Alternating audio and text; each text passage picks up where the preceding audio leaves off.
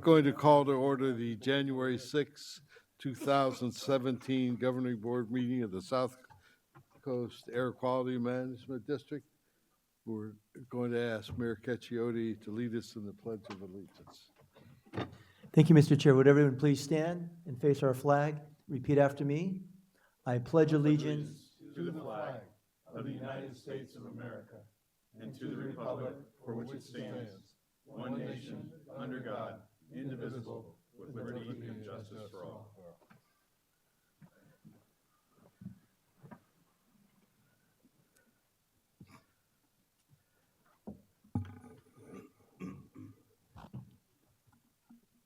As you may notice, there is a seat empty at the left side of the rostrum today. It's because our colleague, Supervisor John Benoit, is no longer with us.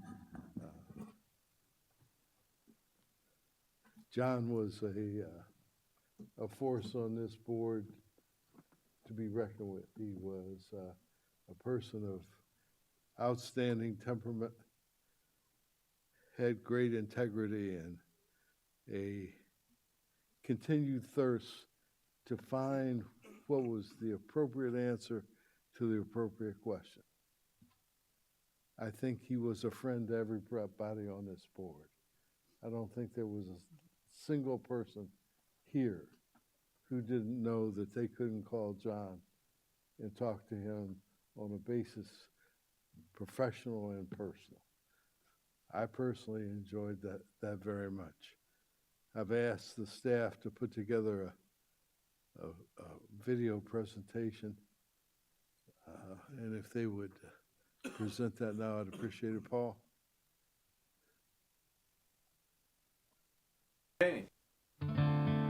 Well, I was appointed by Governor Schwarzenegger to the Board of Supervisors in Riverside State County. your name.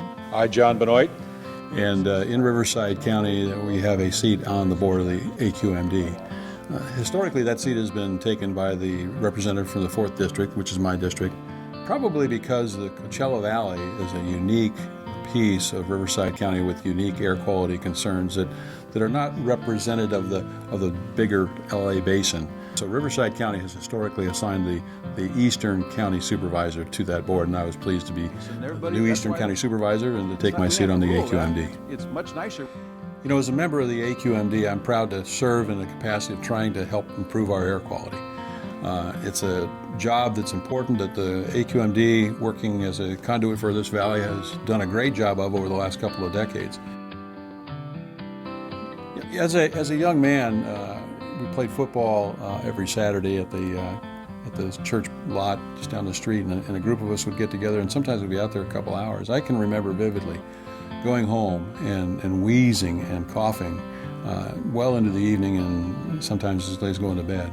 I worked at a gas station in Riverside, and on a rare clear afternoon, sometimes I would see this wall of smog roll in, and all of a sudden there were no more mountains around the town. That's the kind of air quality that we were living in the 60s and 70s in the LA and Inland Empire region. That has dramatically changed. When we would have 150, they called them first-class smog alerts at that time. If we had that same standard today, we might have one a year now.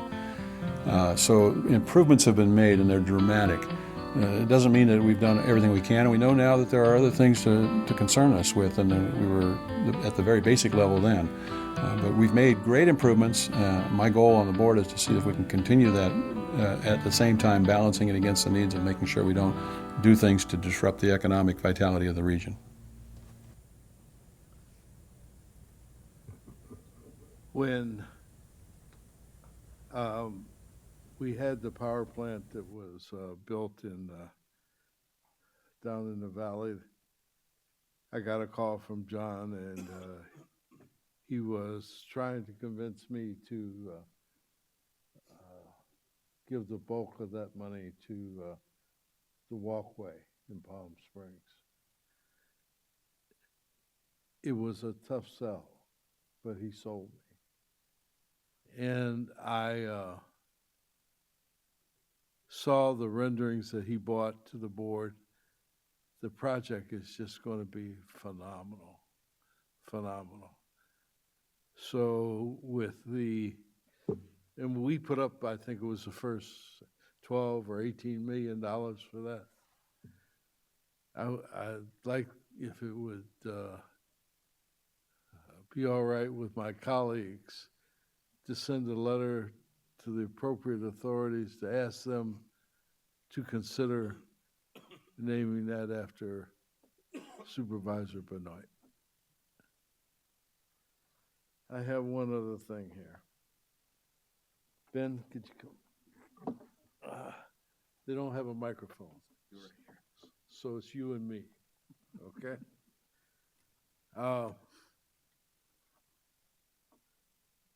You have a wonderful family. I don't want to cry, and I don't want you to cry, okay? And you better slow down here a little bit.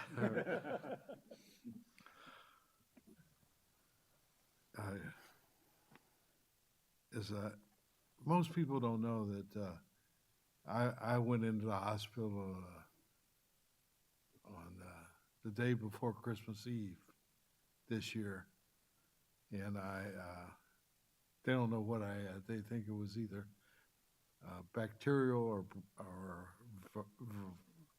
a viral pneumonia or bronchitis, and I was almost out of here. There's no question about it. And at my lowest point, on Christmas Eve, after my family had left, and I was in that hospital room by myself, it's a pretty lonely place to be. So I picked up my cell phone and I dialed John Benoit's number because I wanted to make sure John was okay. John didn't answer, so I called Ben. Ben never answers.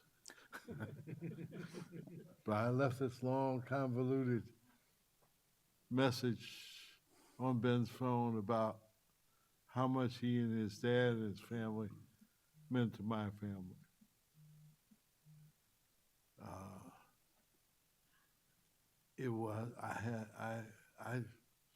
I didn't know what was going on, but Ben subsequently called me and told me that his father had passed. The Benoit family is truly, truly a gift to the community in which they live. And I hope that when the Burks are out of town, that we can live up to the Benoit reputation. And in keeping with that, I had a plaque prepared with our executive director in memoriam of your dad, so that I don't know if I'd put this on my wall or in a drawer, because I don't know whether I'd want to look at it or not, but I want you to have it. Thank you. You know, that was a rough time of year when you called, and I'm sorry I couldn't get your call back to you right away. And Dad was having a hard time those last couple of days.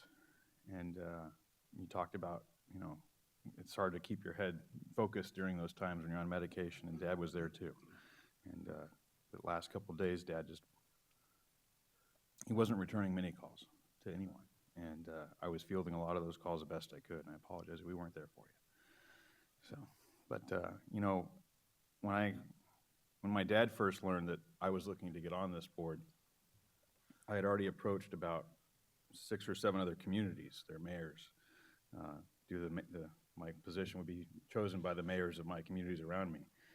And I had their support. So I went to Dad. It was more of a, oh, by the way, I'll be joining you at AQMD. And I think his first reaction was, why would you want to do that? Come here, take all this help.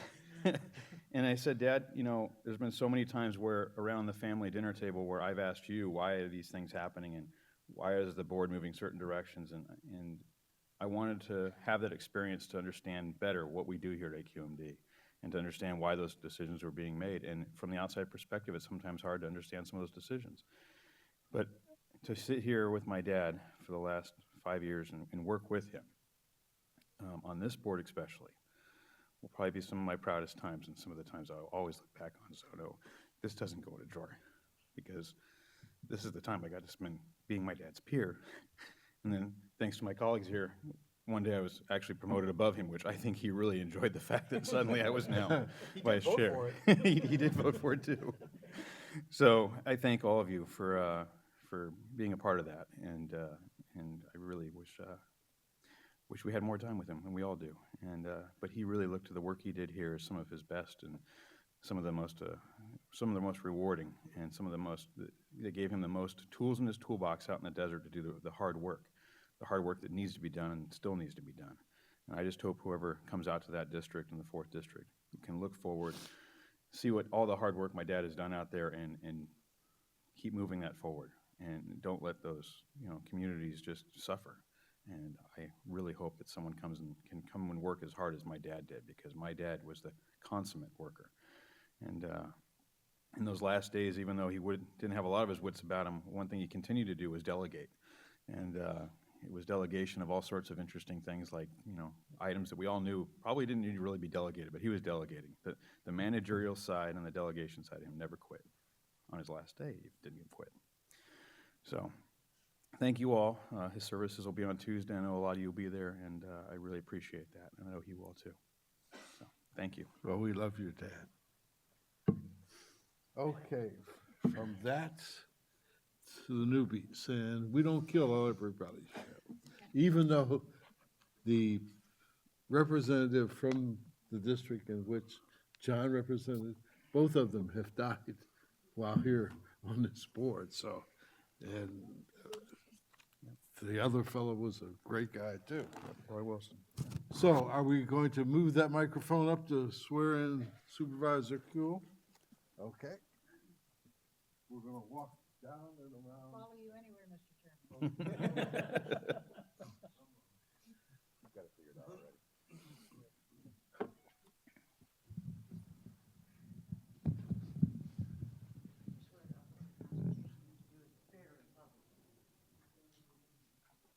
Which side would you look? Which side would you look? Thanks. Okay. Do you need this? Well, I need You my have it. glasses if you're not going Okay. to read it to me.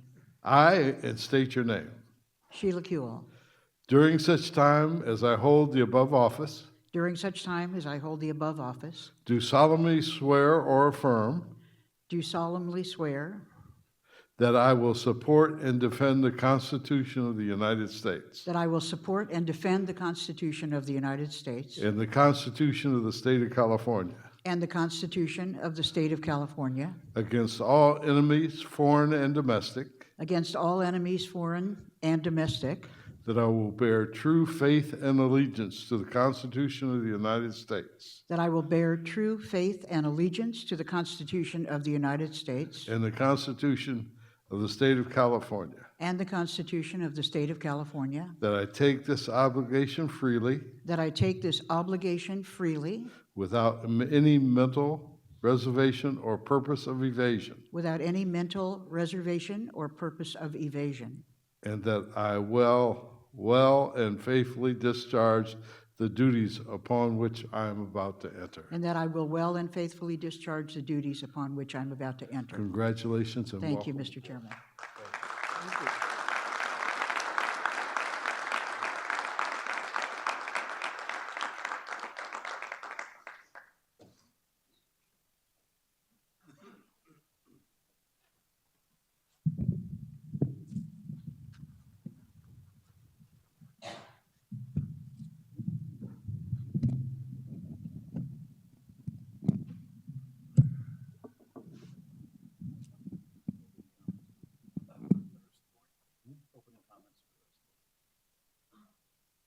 Okay. Do any of my colleagues have any comments this morning? Yes, Mr. Chair. Two, I want to thank the board and staff. I was walking through the parking lot today, and several months ago, we approved the plan for the installation of, I think, over 100 charging stations at the facility. And if you go over to the left side of the facility over there. On the second floor and underneath, you'll see all these large wiring contraptions. And I saw today, for the first time, several cars were actually charging. So you've got a couple of dual heads mounted, and you've just got all around the parking lot on that side of the building.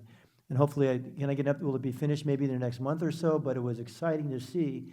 We may be one of the largest entities or government agencies in this area, or maybe the state or nation, with that many charging facilities. So maybe next time we can have a little PowerPoint or something showing the project so all the board members can see it. But it's very exciting. Can I just ask for maybe a quick update from Wayne or somebody, Mr. Chair, how that's coming? Supervisor Kuhl? And one last one, Mr. Chair, one last one. I get these announcements for the updates, what's going on in electric vehicles. And I saw where Ford Motor Company just came out with an announcement. They're scrapping their plans to build a $1.6 billion manufacturing plant in Mexico and redirecting those efforts back to its facility in Flint, Michigan to develop, focusing on advanced electric vehicles. Exciting stuff, changing the Ford Transit vans, the Ford F-150, which is the #1 selling vehicle, into a hybrid, plug-in. I'd like to have the board write a letter, maybe come back to one of the committees. One of their areas they want to really advance, which is, we've been pushing this for many years here, is Oh, they just cut you off. are the police interceptor vehicles. Several years ago, we had a pilot program to convert some of the police vehicles to compressed natural gas. We passed those around a number of cities. Our city had one for a couple of years, but the law enforcement really fought it because the cylinders are so big. It took up a lot of room in the back trunk area, so it was very tough. The distance, our officer had one of our patrol officers had it for his dog because we wanted to keep it clean, the fuel's burning, but it just never caught on. We tested it at the facility where they test in San Bernardino, LA County. It tests all the police facilities, did well in the tests, but it never caught on. It just kind of died out.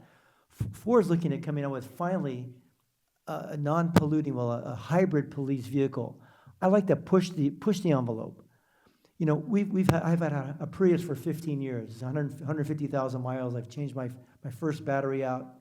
That's old technology. We should push them to do plug-in. They're talking about a 300-mile SUV Ford's doing in the next couple of years. I'd like to get a letter to the manufacturers and say, you know something? All of our counties, our local districts, we have all these police. I've got 45 police cars in my little city, and they're all gas or a couple of diesel. I'd like electric, and I know all the cities and counties and around here would like that too. So we can do some letter, Mr. Chair, to Ford, which is exciting, but push the envelope. Why can't you make a police vehicle that can go 300 miles on electric? We won't need gas. And all the county sheriffs, which are thousands of vehicles, let's change those over too so we don't have to inhale this. So now we would get that done, a letter out to them, and let's work with them to do that. I don't see any problem with that. Does anyone have a problem with that? We can do that. Okay, thank you. Thank you. I'm sorry, Supervisor Kuhl. Chairman, I simply wanted to say how very pleased and excited I am to join this board. As you might imagine, in the past couple of weeks, I've received a lot of suggestions about what I should make statements about, you know, at my first meeting. And I simply wanted to assure everyone who thinks they know exactly what I was going to say or not say that I generally do not make a speech at the first meeting because it's sort of a newbie rule. So I look forward to February, where I will be very talkative, I'm sure. But simply want to thank my colleagues for their faith in me and the very lovely emails that I've gotten from people and kind of the hopeful ones from people that weren't so lovely, but they were hopeful. And to say how very pleased I am to join all of you on this board. Ben, I knew your dad and served with him and have my condolences as well. But this board it has an amazing bailiwick, and I'm happy to join you. Thank you, Mr. Chairman. We're very happy to have you. And just so you know, my dad was looking forward to working with you, so. Yep. Councilmember Mitchell. Thank you. And I just want to welcome you, Supervisor Kuhl, to our board. We look forward to working with you.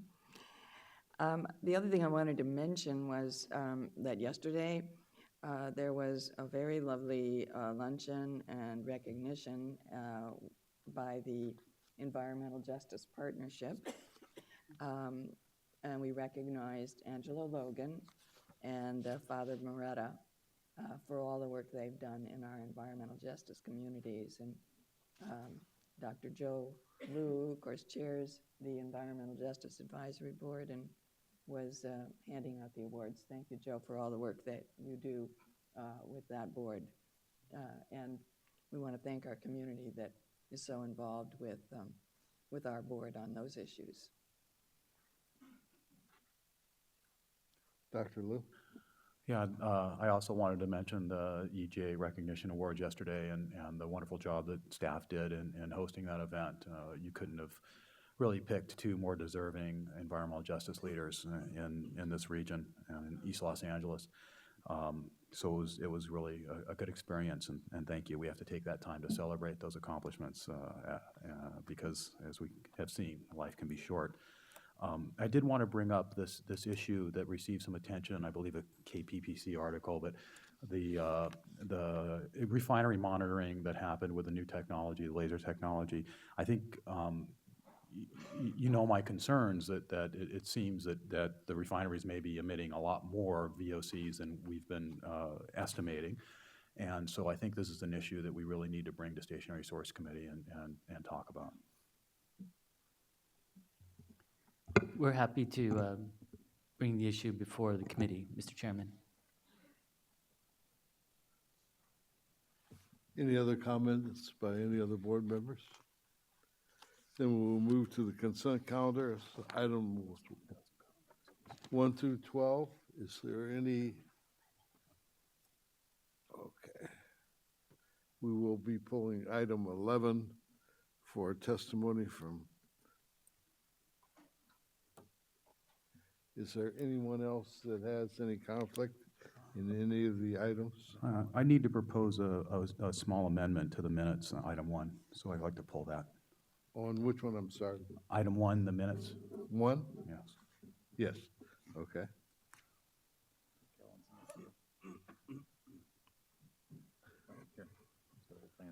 McKellen's in the queue,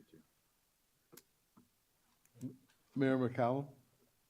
Thank you, Mr. Chair. I just, on item number 6, I do not have a financial interest in that item, but I am required to identify for the record that I am an alternate member on the board of what is not OCTA, what am I talking about? Omnitrans. So, sister agency, wrong county, but Omnitrans. Okay. We have testimony on item number 5, so we will be pulling items 1, 11, and 5. Move the balance. Second. Any opposition? Hearing none, those items are approved. Item number 1. Okay, so the minutes were a little bit late in getting out this time, and when I did finally get to read them yesterday, I noticed that the discussion on my recusal from item number 14 kind of misstated the reason for it. It says that it was a potential source of income from Google. It actually should read on item number 14 because of an economic interest in Google. So if we could make that change, I would move the minutes for approval. Second. Mr. Chairman, Yes.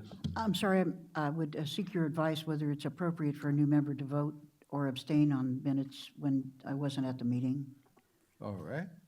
I think it's better to abstain. We'll be Thank you. on item number 1. We have a motion. Do we have a second? I second it. Second. Is there any opposition? Hearing none, Can we- that item is approved. We'll note the one abstention. One abstention. One abstention. Yep. Item number 5. Well, I'm sorry. not on 5, Mr. Chairman, just as the consent calendar in general. I just needed to clarify. I also, like Director McCallum, have the circumstance of having no financial interest in item 6. However, I do sit on the board of the OCTA, and I am allowed to vote. Okay. Harvey Etter, if you're here. We have testimony on item 5.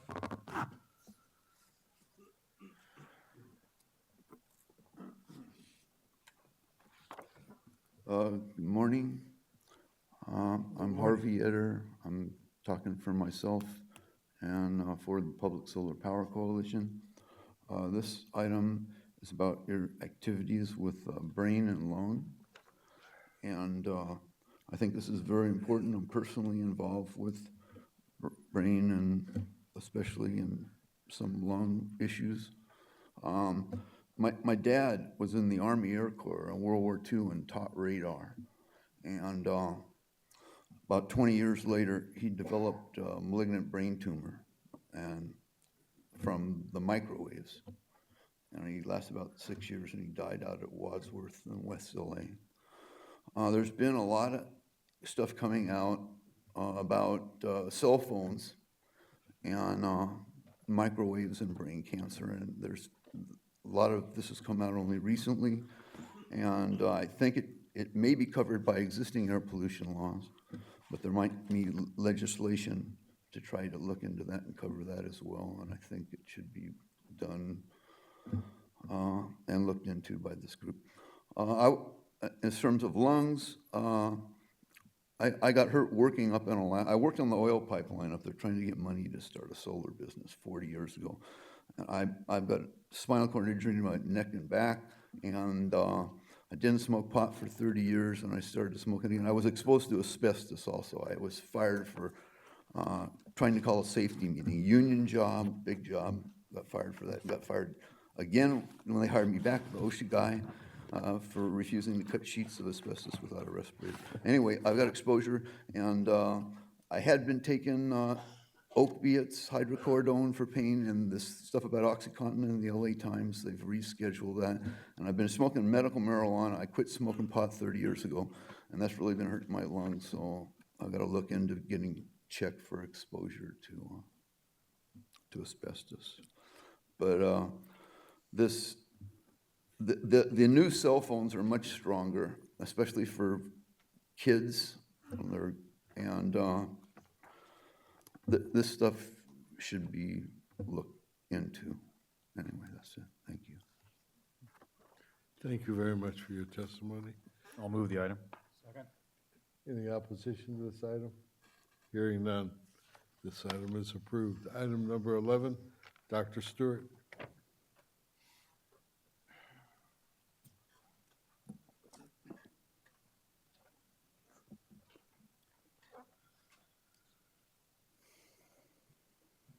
Jim Stewart, Sierra Club.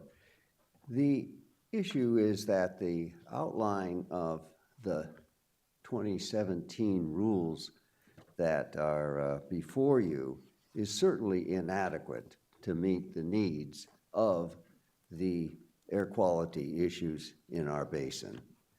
And we're glad that all of you have recognized the need for strong air quality rules, and that's why we're moving ahead with what we hope is a much stronger air quality management plan.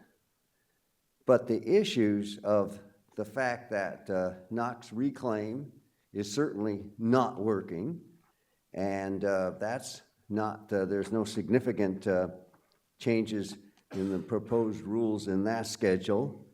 There's nothing on the CMB 02 or the warehouse indirect source rule, which is absolutely essential for us to reduce the pollution, especially in the Inland Empire. And worst of all, from my perspective, where I live down there in Long Beach, West Long Beach, right next to the ports, there's no rule about controlling the port's emissions. And we heard that the Marine Committee last month that there's no projections for any reductions in the ports area. We have, as you well know, the worst air quality in the ports area in terms of deaths, and that This is a serious issue that needs to be addressed, and it's not even on the table in the 2017 rules. So I ask the board to ask the staff to schedule a rule on the ports, because we cannot let them continue to kill so many people. So, thank you very much. Thank you, Dr. Stewart. Mr. Nastri? Thanks, Mr. Chairman. With regards to reclaim, we certainly agree that reclaim needs to be looked at. And within the AQMP, we're committing to evaluate how we can sunset the reclaim program. The forecast is rules that we will bring during the year. That doesn't mean that we're not getting started. So we are actually getting started on the reclaim aspect that was addressed by Dr. Stewart. With regards to the ports issue, again, that's something that's addressed within the Air Quality Management Plan, and we're working very closely with both the ports of Los Angeles and Long Beach. We have discussed an approach that tries to take into account both the regulatory aspect as well as sort of the voluntary participation aspect. And what we've described to you and to others is that by moving forward in a cooperative fashion, but creating strict deadlines by which we have to meet progress, we can all be held accountable to making that actual progress. And if that progress isn't made during the development of the measure, then we pivot immediately to a rulemaking aspect. We don't lose time during the rulemaking, and we're able to move quickly. The questions then become of incorporation within the state implementation plan. We believe that we can still do this, meet EPA's requirements under the rate of progress. So we are addressing the ports issue. We agree that the ports need to do more. We've had many discussions with them. The mayor of Los Angeles and others have also made those commitments. So we're going to be working very diligently on the ports issue. And that measure is representative of a lot of the indirect measures, the indirect source measures that we've discussed. So we're addressing those in the same fashion. I'm trying to think, is there anything else that I might have left out? And I'll defer to Dr. Fine. I would just mention that the rulemaking efforts that Jim mentioned are all on our calendar, but those rulemaking efforts are likely going to take more than the next 12 months. So what we're looking at here is just a calendar for the next 12 months. We fully anticipate many of those efforts will come to rulemaking or come back to the board at least by 2018. And the AQMP does include schedules for that type of reporting and coming back to the board. Yeah, I thought I was confused because I'm sorry that Councilman Buscaino is not here, because when he chaired this last ports meeting down at the ports, which was, what, a month ago? He called me after that meeting and said that he thought that it was an excellent meeting and things were moving forward in a precipitous manner. I would say that before the meeting, and certainly Councilmember Robinson was there, as was Councilmember Mitchell. But how does that and Dr. Liu. reconcile with what Dr. Stewart's saying? Well, at that meeting, there was the commitment, and there was even agreement by the Port of Long Beach that they would be willing to engage with us in that way. But prior to that meeting, the ports have been very resistant, I would say, to working with us. Support's calling. I'm sorry. I would say that they were somewhat resistant, and in fact, many of their comments made it appear as if they're ready to engage in extreme negotiations, legal negotiations. But after that, and during the discussions, Rick Cameron pretty much said, I would agree to that if that's how you guys are going to do it. We want to hold them accountable. They have a number of commitments that we don't want to see backsliding from previous efforts. And part of what they had actually shown was their emissions were actually increasing. So we wanted to make sure that we addressed that. They agreed to address it. We committed to working with the ports, and I would say it's an encouraging sign.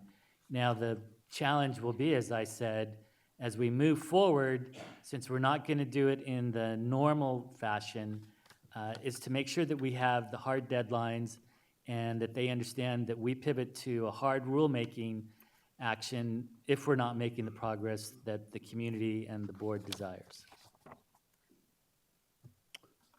Any other comments on this? Oh, I'm sorry. Supervisor Nelson? Yes, Mr. Nastri, I'm always nervous when we get into this territory that the perspective isn't part of the discussion, but our agency has been just tremendously willing to lead on aspects in the port area. But it's my understanding, and I hope that I have this right, but I need to be corrected if I have it wrong, all of the things that we regulate in the port and are trying to innovatively deal with fall outside the exclusive jurisdiction of the federal government, which regulates ships, locomotives, and diesel trucks. So if we don't, first of all, if that's true, I would like some affirmation, but if we don't even regulate those things, I guess the next question becomes, don't slow down the innovation, but let's be realistic. Absent the federal government's intervention, hopefully nationwide, so California is not exclusively penalized, to limit the kinds of fuel ships burn or what they're doing when they're in port to produce, particulate matter, or some sort of national intervention on diesel truck emissions and locomotives.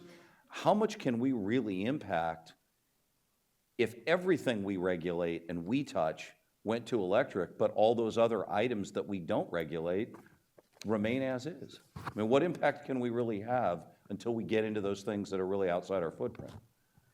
Well, the impact that we have is working with the ports. And as the board may recall, during the Clean Air Action Plan 1, the port had made commitments and they over-delivered on those commitments. And in part, it was because of that innovative approach that they were bringing to the table. The question about authority, there are those that would argue that we do have authority. The perspective that I sort of look at this is that we could go through a long legal fight, and there's a good chance that we would prevail, there's a good chance that we wouldn't. You're correct in stating that planes, trains, and ships are under federal authority. We've gotten a big concession from the federal government recently with the response to our multi-state, multi-agency petition, where US EPA agreed to engage on rulemaking for heavy-duty, ultra-low NOx trucks.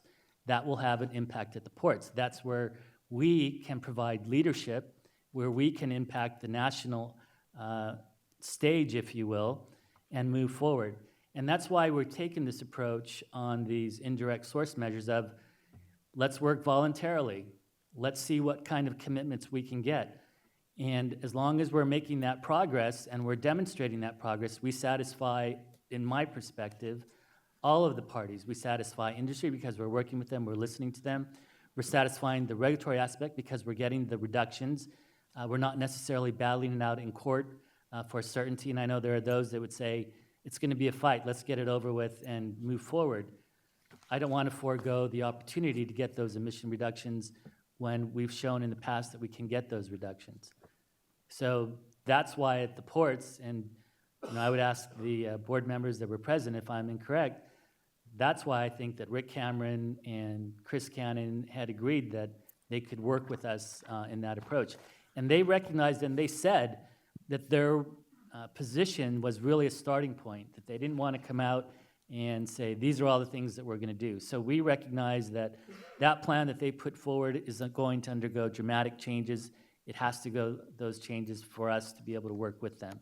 And I think that at that meeting, there was that commitment to move forward in that fashion.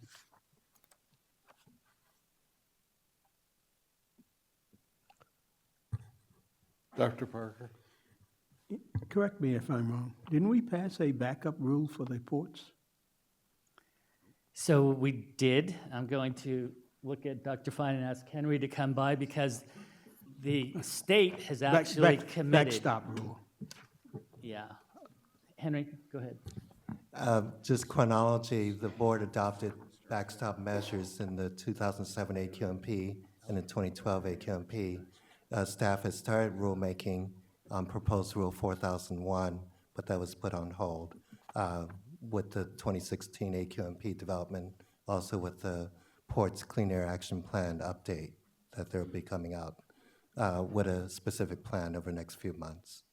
But the backstop rule was predicated upon if they didn't meet certain milestones, then we would go into rulemaking. Is that correct? That is correct. So why are we saying then that we are not in the process itself of having rules relative to a plan that the ports have said that we're going to meet these particular criteria at certain times? And it's my understanding that at that point in time, they were really on schedule to do those. Have we changed the parameters as to what we are saying that they should be doing versus what they committed to do? No, we haven't, Dr. Parker. The 2007 AQMP measure and the 2012 measure had specific targets, and those targets are actually met as of today. And what was presented at the Marine Port Committee was a projection out to 2023, which shows that they will still meet those targets. However, the emissions from the ports grow slightly over that time. And that's because existing regulations have already been put in place. There are no new proposals for additional reductions. And that's the comment made by Dr. Stewart, that there needs to be additional reduction. And that's what the Clean Air Action Plan update will provide. Will provide sufficient reduction to meet the region's needs is a discussion that staff will be having with the ports to have them at least look at committing to meeting the regional emission targets as they have done in the previous Clean Air Action Plan. And they will be new commitments, not necessarily the ones that they've already committed to. That's correct. Thank you.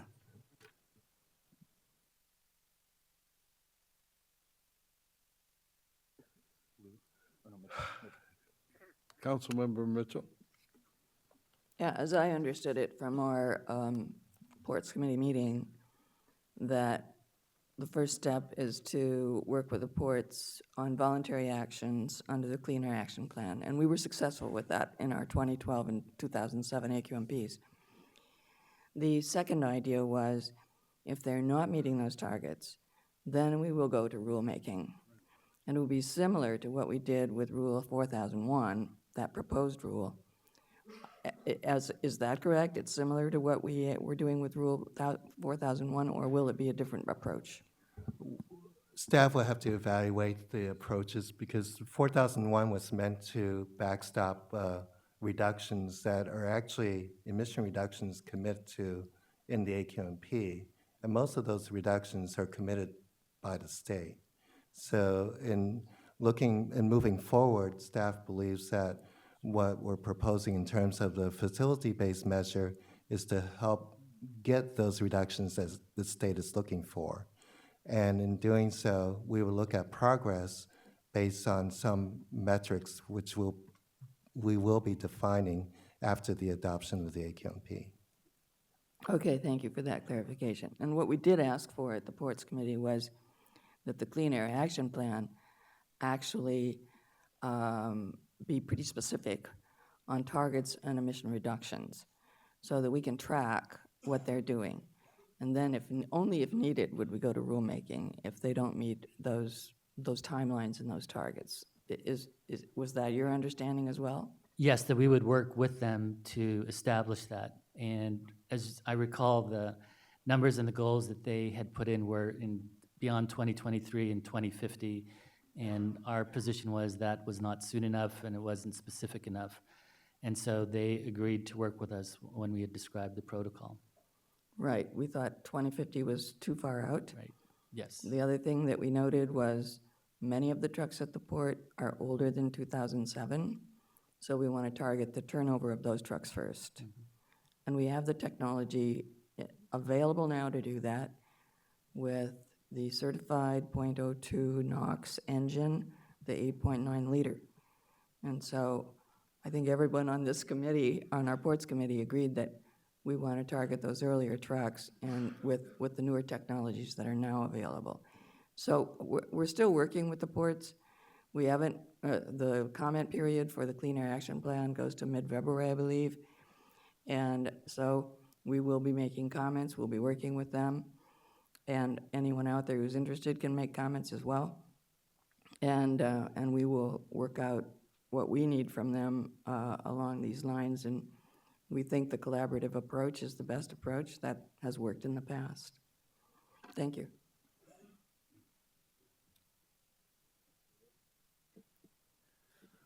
You know, this whole conversation was probably better under the Marine Ports Committee agenda, a minutes item under 16, but that's okay. I'm willing to have it now.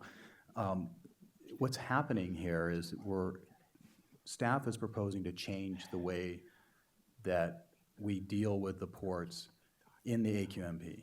In 2007, 2012, staff took the projected emission reductions that the ports were committing to and put it into the baseline emission estimates.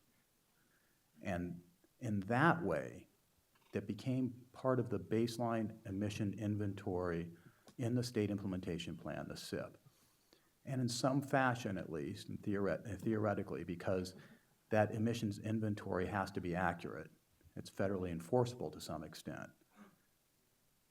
Staff is now proposing to change that approach, and in fact has said that the port hasn't committed to any additional control measures. And in fact, they will be increasing their NOx emissions by 14% by 2023. That's what's gone into that baseline emissions inventory. And that's what staff is saying we're gonna do, and we're gonna work with them and hope that they come around and get additional emission reductions that are being planned for in the evolving Clean Air Action Plan. That might work, it might not. My concern is that at the end of the day, we don't have real true commitments in the SIP when EPA approves it. I think there's a fix to this. I think that what we could do is take a look at that baseline emission inventory and put in fair and reasonable emission reduction expectations and commitments from the ports into that baseline emission inventory like we've done for the last 2 AQMPs. But I just want everyone to understand what's going on here and how this is being changed, because it's going to have real consequences for whether or not these commitments are enforceable on a federal level. Wasn't the seminar or the conference you had about a year ago on this very issue? Yep. Right. That's. I spent 2 years with a fellowship studying the ports and freight industry issues and looking for solutions. And I think, you know, we've got some good relationships with some of the key people that can make it happen. I don't see everything happening that needs to happen. You know, quite honestly, we need some very senior elected officials to take leadership and bring the ports together and not only the ports, but the people who own the cargo, all those big retailers who import all that stuff, and the rest of the industry to the table, and have them come up and make commitments to getting this where we need to go. I don't think they care too much in the big scheme of things. The people who own that cargo, they just want to get things from point A to point B and on their shelves and sold out the door. But I'm not sure how much luck we would have if we'd ask them to come and sit down and talk with us and make those commitments. I think it's certainly above my pay grade. Supervisor Kuehl. Thank you, Mr. Chairman. I have some questions that I think I'll probably have in a lot of the areas, listening to the discussion about the ports. You use the word commitments, and I'm assuming that those are voluntary commitments on the part of actors of various stripes in the ports. Is that correct? In other words, when you talk about negotiation, we're talking to them, we try to get their agreement. Nothing requires their agreement. This is sort of a good faith discussion. The proposal would be to have this discussion, identify the actions which are from the ports would be voluntary in nature. However, US EPA has a specific guidance on how emissions are recognized or credited into the SIP, and that requires an enforceable commitment that those reductions are real, surplus, permanent, and enforceable. meaning Enforceable by which body? By the EPA and by our agency, that those reductions will occur. So enforceable by this agency as well as the federal government? Yes. Yes, Independently enforceable by this agency? yes. So what then is the extent of our rulemaking? There was a discussion about if they do not meet their commitments, which I understand they have in both instances after the 2007 plan and the 2012 plan. But no new commitments are really agreed to or requested, well, maybe requested, but not agreed to in the new plan. What is the extent of our rulemaking authority if they do make a commitment and don't meet it? So, thanks. So in regard to the extent of our authority to move forward if they don't meet their commitments, so I guess the question would be, at what stage are they not meeting their commitments?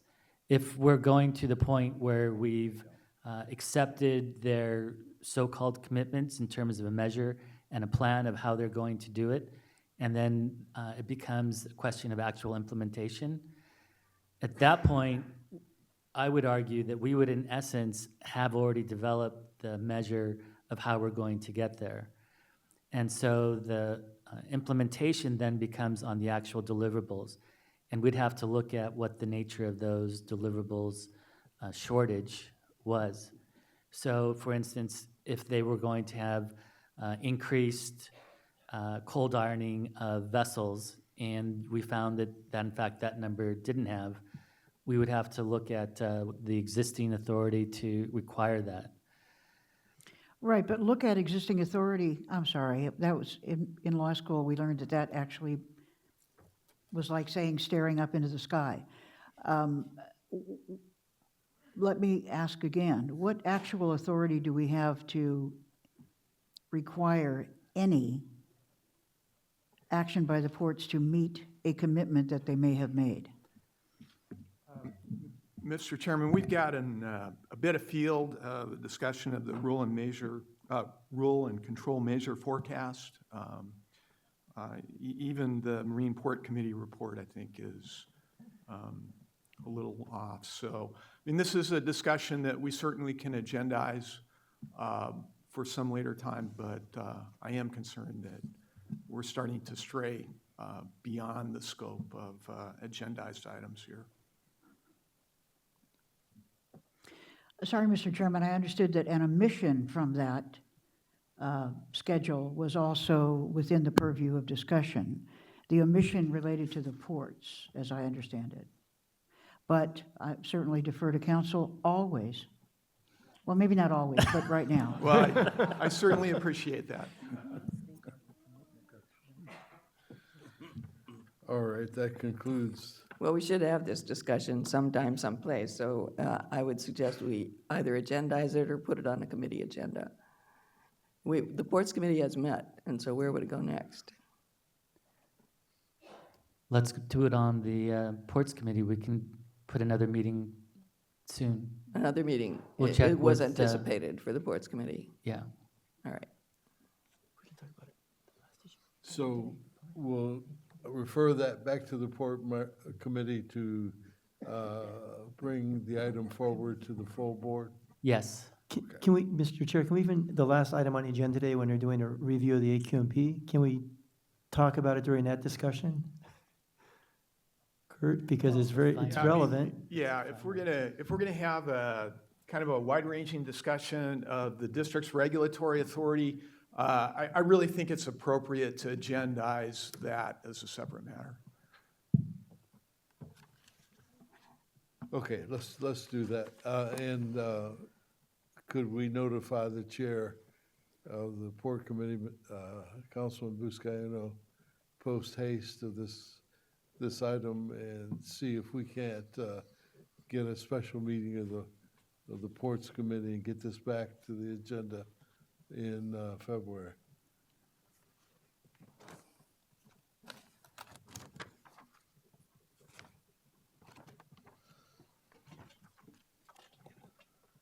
All right. Items 14 through 18.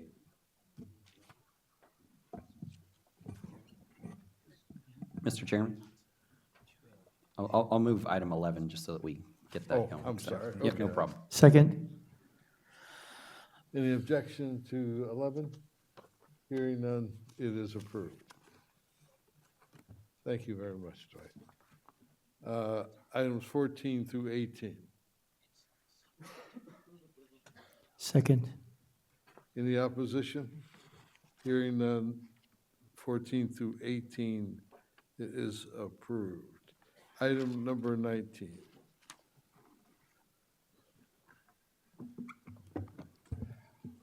Good morning, Dr. Burke, and members of the board. Henry Hogo, with Assistant Deputy Executive Officer. I'm pleased to present this morning an overview of the draft Financial Incentives Funding Action Plan that was released in December for public comment.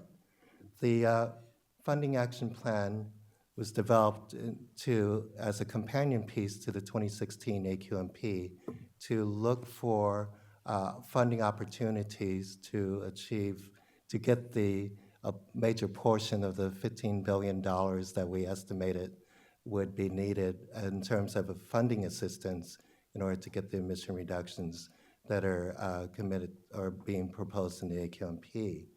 The draft funding plan proposes a set of guiding principles to seek the funding and to allocate the funding, as well as identify potential funding opportunities. These funding opportunities are for discussion purposes only. We did not specifically state which ones are preferable. We want to go through a public process and to identify this funding. And then lastly, as I mentioned, that public process will be the activities to secure the funding. There are 7 guiding principles being proposed to seek the funding, to look at all funding opportunities, both on the regional, state, and federal level. But as we seek these funding, we want to make sure that the funding is not from existing programs, that we don't divert funding from other existing programs, that these will be new sources of funding. We want to minimize the economic impact to the funding source. So we already received some comments from AAA regarding the auto registration fee and the concerns of the impacts on consumers. We want to take a collaborative approach, look at all the funding opportunities, and even identify funding opportunities that are not in the action plan to see how we can move forward with securing the revenues from those opportunities. We want to develop a coalition of stakeholders to support the proposals and also to educate the state legislature as well as congressional members on the needs for that funding, not only the needs but also the benefits of what those funding could provide.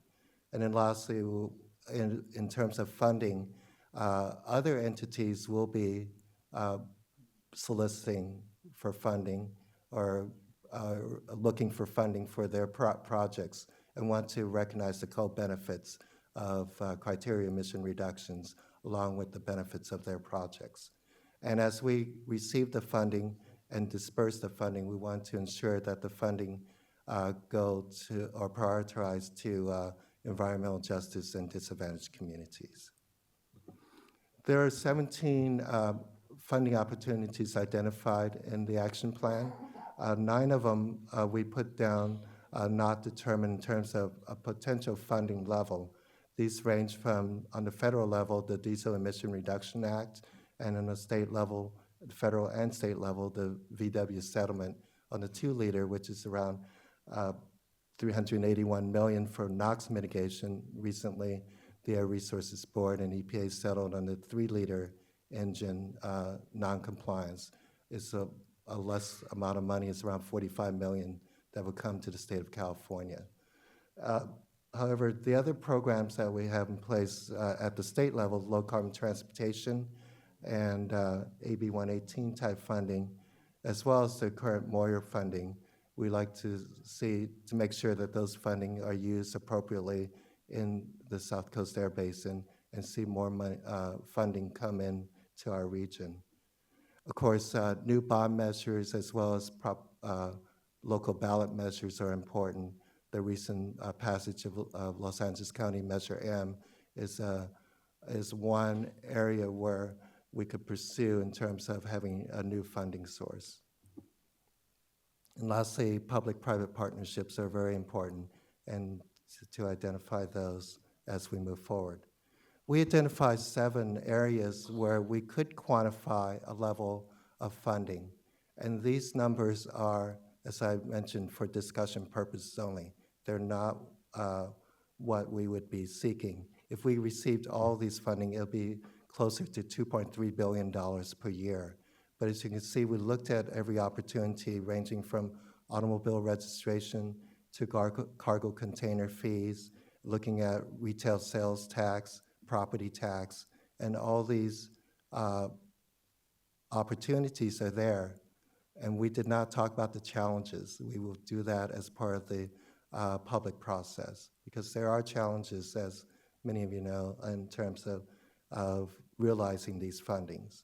And but staff has taken an initial look at what the funding opportunities are. And what we're proposing is to create a working group and to talk about these funding opportunities. And from that working group, we will most likely develop a smaller set of working group to focus in on specific funding opportunities as they're being identified. Staff has already taken an initial effort to start to educate and inform state legislature on the region's funding needs and also the air quality needs, so that the state legislature can understand why we're seeking this level of funding. And then we'll finalize the draft action plan as part of the board's consideration of the 2016 AQMP in February. We have the plan out, as I mentioned, since mid-December, and we're taking written comments. We hope to, from those written comments, provide a draft final for the board's consideration. That really concludes the staff's presentation on this item. Be happy to answer any questions.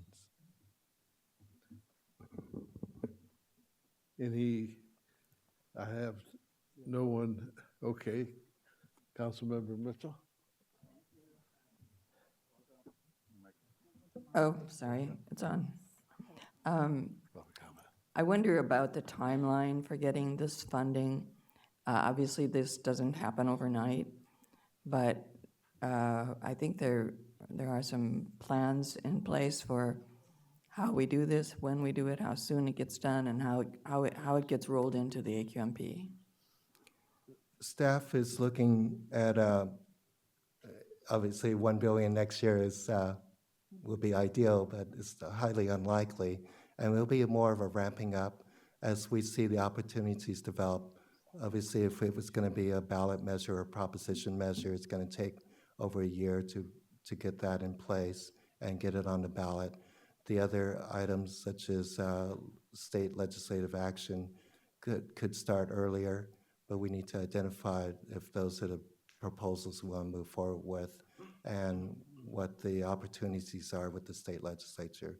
So there are timelines. We provided as an appendix for the public to understand what the state legislative timelines are for introductions of bills and ballot measures, as well as what the federal congressional timelines are for introduction of bills on the federal level. So we will have that discussion through the public process. So there are a lot of things in this menu of options. Should we focus on particular ones and begin the work on that? Because obviously some of these are going to take a period of time. Should we have that discussion here at the board level, or what is the plan to proceed on this? Councilmember, if I could interject. So we're looking at this from a number of different perspectives. On the federal perspective, we believe that there are opportunities at the federal level, either through infrastructure initiative at the federal level, or as Henry presented, through the perhaps revised Diesel Emission Reduction Act through DERA reauthorization. One of the things that we've heard about the incoming administration is that they're going to be very focused on states and states' rights and states' priorities. What we did when we did the multi-state, multi-organization petition to EPA was formed with over 20 of different states and organizations, and that list is still growing. And in large part, that was the driver for what EPA agreed to move forward in the rulemaking. What we want to do in the next 30, 60, and 90 days is to continue to build that coalition at the federal level and to go in and meet with the transition team and brief them on the need within either infrastructure or within the environmental investment for a clean air fund that we've talked about. So we're moving forward on the federal aspect in much of the way that we've discussed over the past. And then in combination with that, we're also looking at the state aspect. So on the state, we see 4 priorities. Obviously, the funding priority is very close to the most important, and I only qualify that because we're also looking at the addition of authority to the South Coast AQMD to take actions in imminent substantial endangerment. We're also looking at increasing our ability to make sure that penalties are actually significant, and this is in response primarily to flaring incidents at refineries. And then, as you know, we're doing other measures. So we will be talking with the legislature leadership next week. We're going in not just by ourselves, but we're also going in with other air pollution control districts, air quality management districts, with the state organization. And while we may not necessarily agree with what San Joaquin Valley is doing from a legislative perspective, we do believe that from a financial incentives acquisition perspective, that our goals are aligned in that regard. And we've made very clear to them that we're focusing on the funding. Their position, frankly, is going to be important at the federal level, given leadership in the House.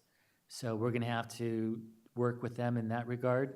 And then within the state aspect, I think we can continue to build within the state a number of different efforts to look at securing funding. So the primary focus from the district's perspective has been at both the federal and the state level. We're moving aggressively. We hope to be able to go back with board members, I would say, in late February to mid-March, having already set the groundwork with the transition team, with the incoming team for EPA, as well as within the White House and Congress. So we will expect you to come back and report on what you have, your exploratory, I guess, visits with our legislators and report to us what seems the most plausible paths to follow. Absolutely. Through legislature, through admin committee, through stationary source committee. Absolutely. Thank you.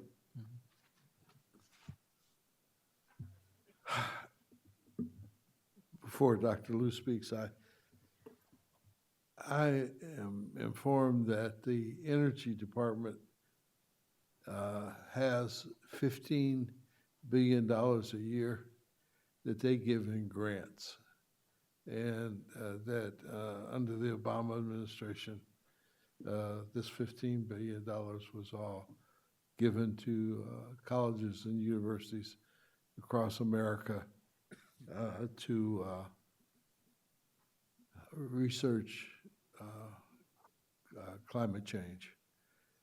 But I understand that the new administration is considering redirecting that money to local levels to see about the implementation of programs which would allow us to,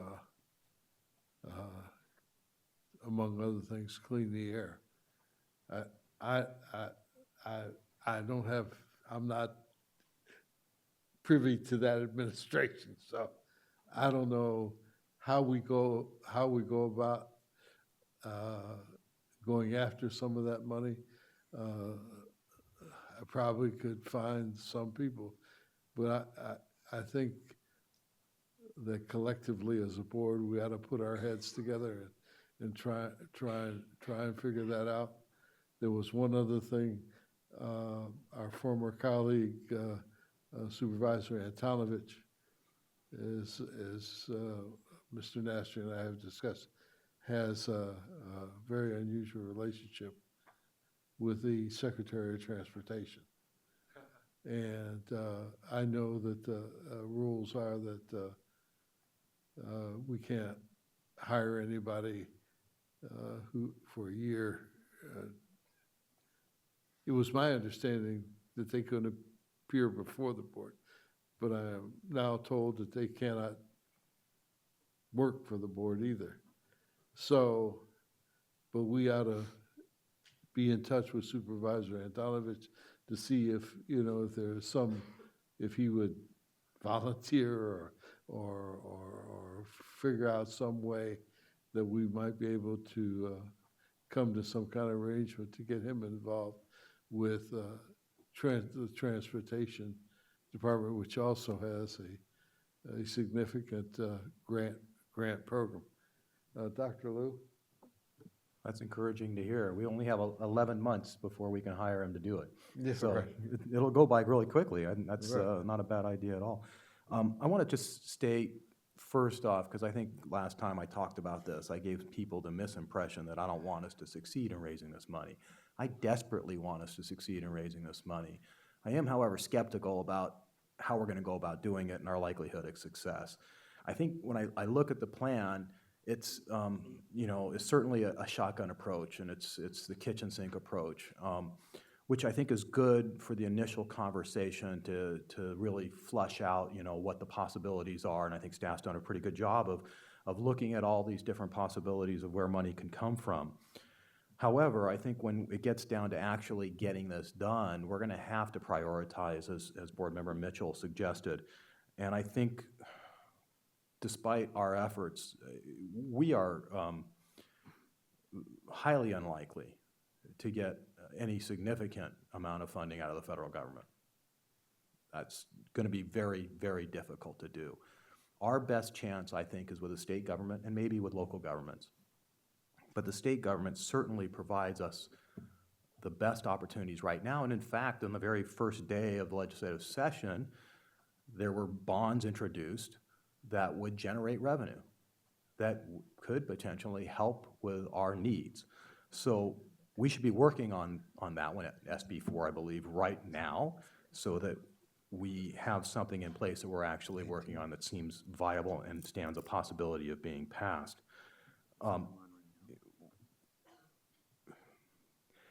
In order to get things done, we're going to have to work really, really hard, and we're going to have to be very effective, and we have to build a very broad coalition. I think that we're going to be asked by the legislature to make some sacrifices for things that they want, and I think we have to be open to doing that. I know that in Supervisor Benoit, we lost a supervisor who came from the legislature, but then we've now gained a supervisor who came from the legislature. So I think we should use those assets that are at our fingertips. I think that the board members, as well as the staff and our hired help in Sacramento, need to participate in this. I'm willing to go up there with others in order to make the case, but I really think we have to figure out which things we're going to focus on and which things stand the best chance of actually getting through. And in part, that happens by having those conversations with the legislature. Thank you. Thank you very much. Supervisor Kuhl? Thank you, Mr. Chairman. In terms of the Federal Energy Department, perhaps we'd be in a better position if we just took the words climate change out of every document that we've put out. And if any of our employees identify themselves as working on climate change, they could just call it the weathermen, Right. or, you know, something. Right, out the door. Maybe not weathermen, that has a different connotation. In terms of the ballot measure that you were talking about, or the possibilities of ballot measures, does South Coast have the ability to put something on the ballot, or are you talking in the larger sense of a state ballot?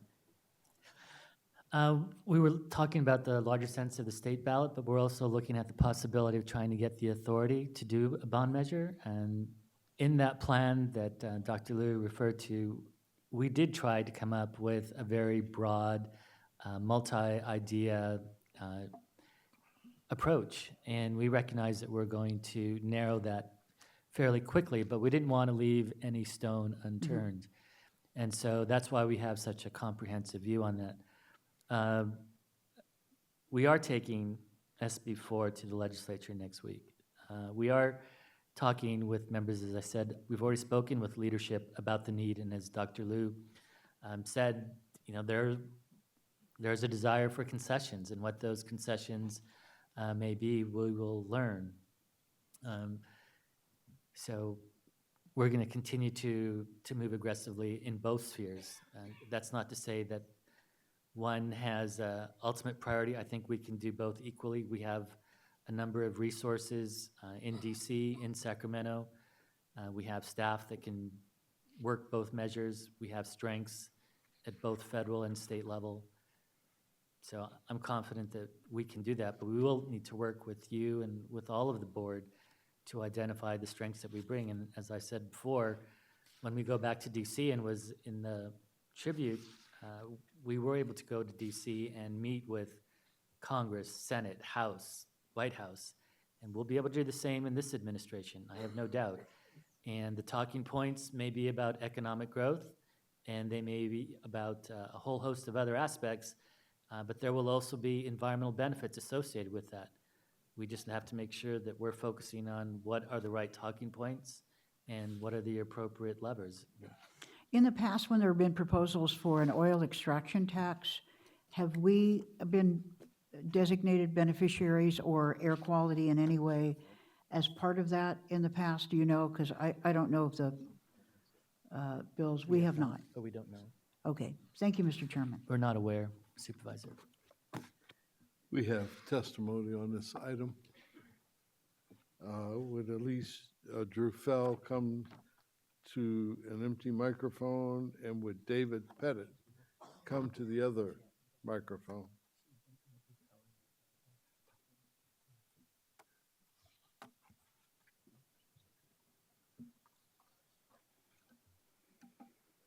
Good morning, AQMD board members and staff. I'm Alice Druffel, and I am with California Interfaith Power and Light. First of all, I would like to express our deep condolences for the passing of your friend and colleague, Supervisor John Benoit. And before we begin our public comments today, I would actually like to take a moment of silence. As a religious leader active in the faith and ecology nexus, and on behalf of our brothers and sisters that are now suffering from cardiac and respiratory illness caused or exacerbated by pollution, I'd like to have all of us in this room take this moment of silence to recommit our work on behalf of them. And I'd also like to call to mind the recognition of the 5,000 plus people who will die prematurely this year in the South Coast region, in part from poor air quality.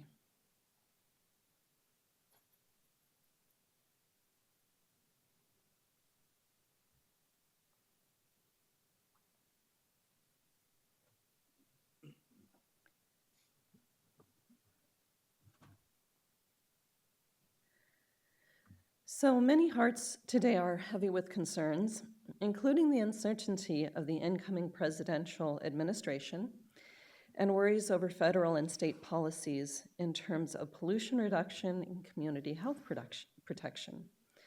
Collectively, all of us in this struggle for pollution reduction, including every single person in this room, the struggle for pollution reduction, safe communities, and the expansion of clean energy jobs, we're all feeling a little bit discouraged by the intentions of President-elect Trump to restart and strengthen the fossil fuel economy when we know that the transition to a clean energy economy carries with it so many benefits that we all want.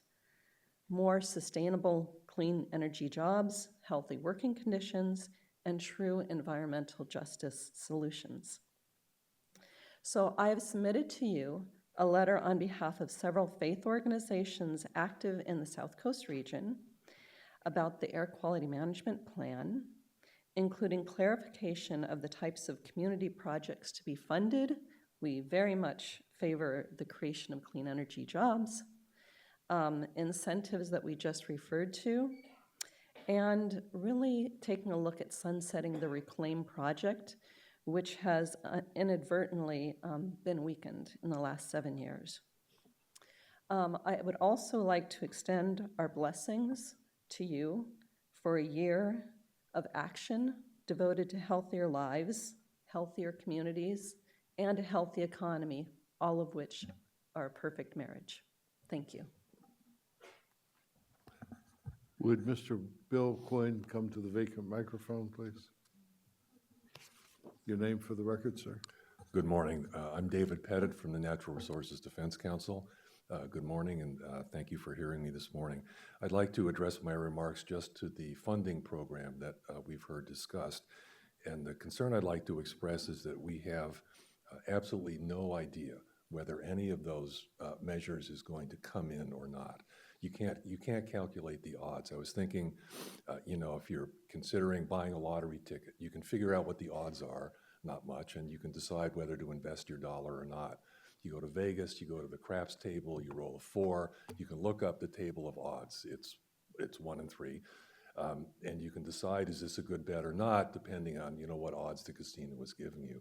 With the list of, the wish list, if you will, that staff has given you, you have no way of knowing whether a single dollar of that is going to come in.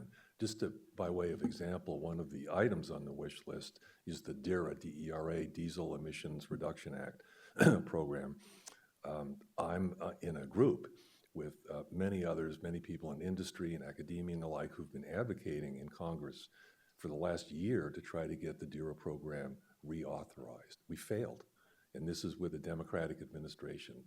We failed because of Republican opposition. I can only think that's going to get worse in the oncoming Congress. And what's at stake if this money doesn't come in? We've really only got 5 years to make this work, this being the plans in the AQMP. We have to hit the number actually in 2022, not 2023, to get sign-off and avoid a default in making the federal numbers for ozone. And what's at risk if we don't is an economic catastrophe for this region. The cutoff of all federal transportation funds, additional offset sanctions from the federal government. It's going to be a disaster. And if that happens, people are going to look around and say, well, where was the air district in this? Why didn't people pay more attention to this? And that's the issue I think that we need to be considering right now. How can we be sure that this money is going to come in? And if it's not, when are we going to decide, well, it's not here, and so we need to go to other measures, we need to go to regulation? We heard from Mr. Nastri earlier that the regulatory process is ongoing, except with respect to the critical items and most of the tons required, the reductions required in the AQMP, it's not. There's no rulemaking going on right now that's going to answer the question, if we don't get the money for the incentives, where are the reductions going to come from? And at some point, we may need to do that, but as literally the clock is running on our ability to make that work. Thank you.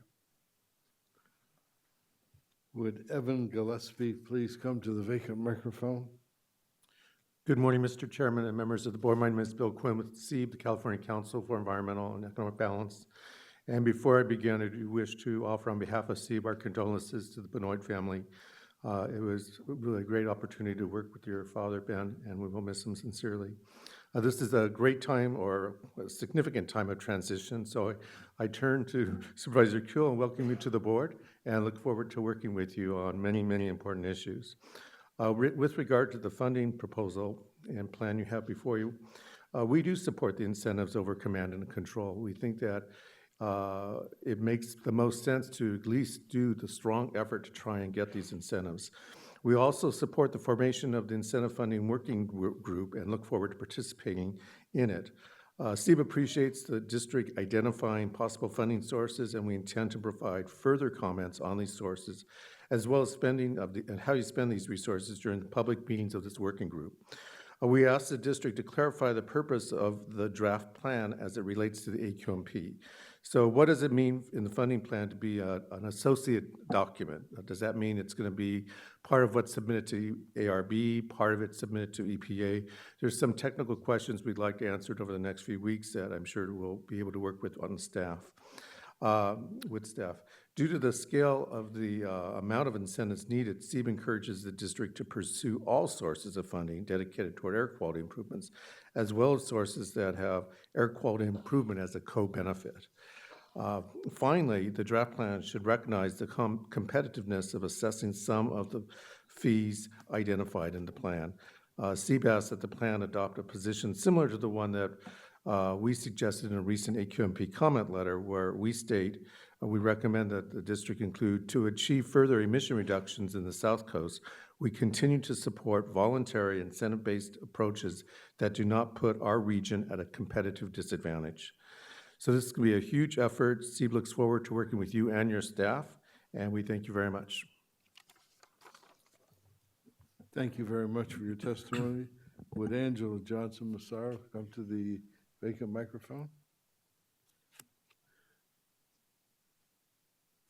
Great. Your name, sir, for the record. Good morning. My name is Evan Gillespie. I work for the Sierra Club. I want to begin on behalf of Sierra Club and express our condolences to the Benoit family. I didn't know Supervisor Benoit particularly well, but sitting across from him in meetings over years, he always struck me personally as an exceptionally decent person who was focused on getting things done, not an ideologically rigid person. And I look at this country and thinking about his passing, we felt like we need more people like Supervisor Benoit. And so we express our sympathy, and we'll miss him at the board. We also wanted to welcome Supervisor Kuehl. As for the plan that was just discussed, Sierra Club came out pretty strongly in opposition to the idea of incentives when this plan was first proposed in the summer. And I want to be clear about a couple of things. We're not opposed to incentives writ large. I don't think that we would say there should never be incentives in the plan. And even if we did, I think there's a reality that we're all confronting. And my son, Christmas, wanted an actual real-life Ninja Turtle, a living, breathing Ninja Turtle. And you don't always get what you want. And so I think we accept the fact that there are going to be incentives in this plan.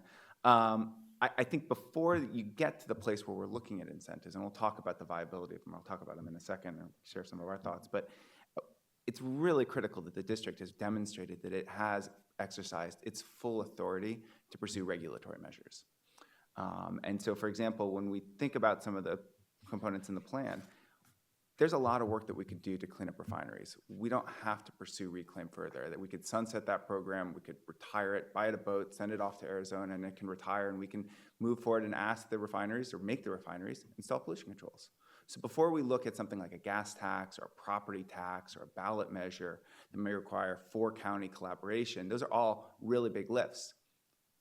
Requiring refineries to install pollution controls isn't that big a lift when you look at the alternatives. So we would ask that you look seriously at ending reclaim before going to this funding program.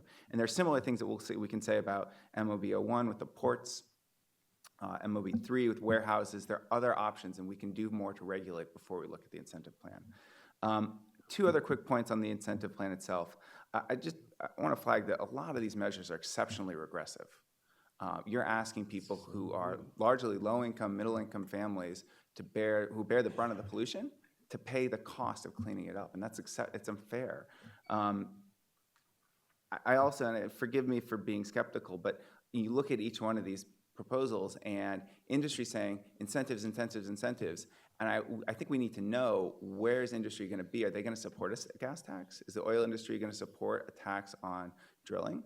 There are things in here that you look at it and say, okay, industry is going to come in and say, we don't want regulations, we want incentives. But then when it comes time to actually ask for the funding and to make the political push to get those done, they're big political pushes, and we'll need everybody at the table. And I'm skeptical that they're going to be there. Thank you. Thank you very much for your testimony. Would Mr. Jim Stewart come to the vacant microphone? Dr. Stewart, rather, I'm sorry. Good morning. I'm Angela Johnson-Mazzaros from Earth Justice, And I just wanted to also take a moment to joyfully recognize the addition of a new supervisor to the board. And I want to sorrowfully acknowledge the loss of a supervisor. Supervisor Benoit was clearly a beloved father and beloved colleague.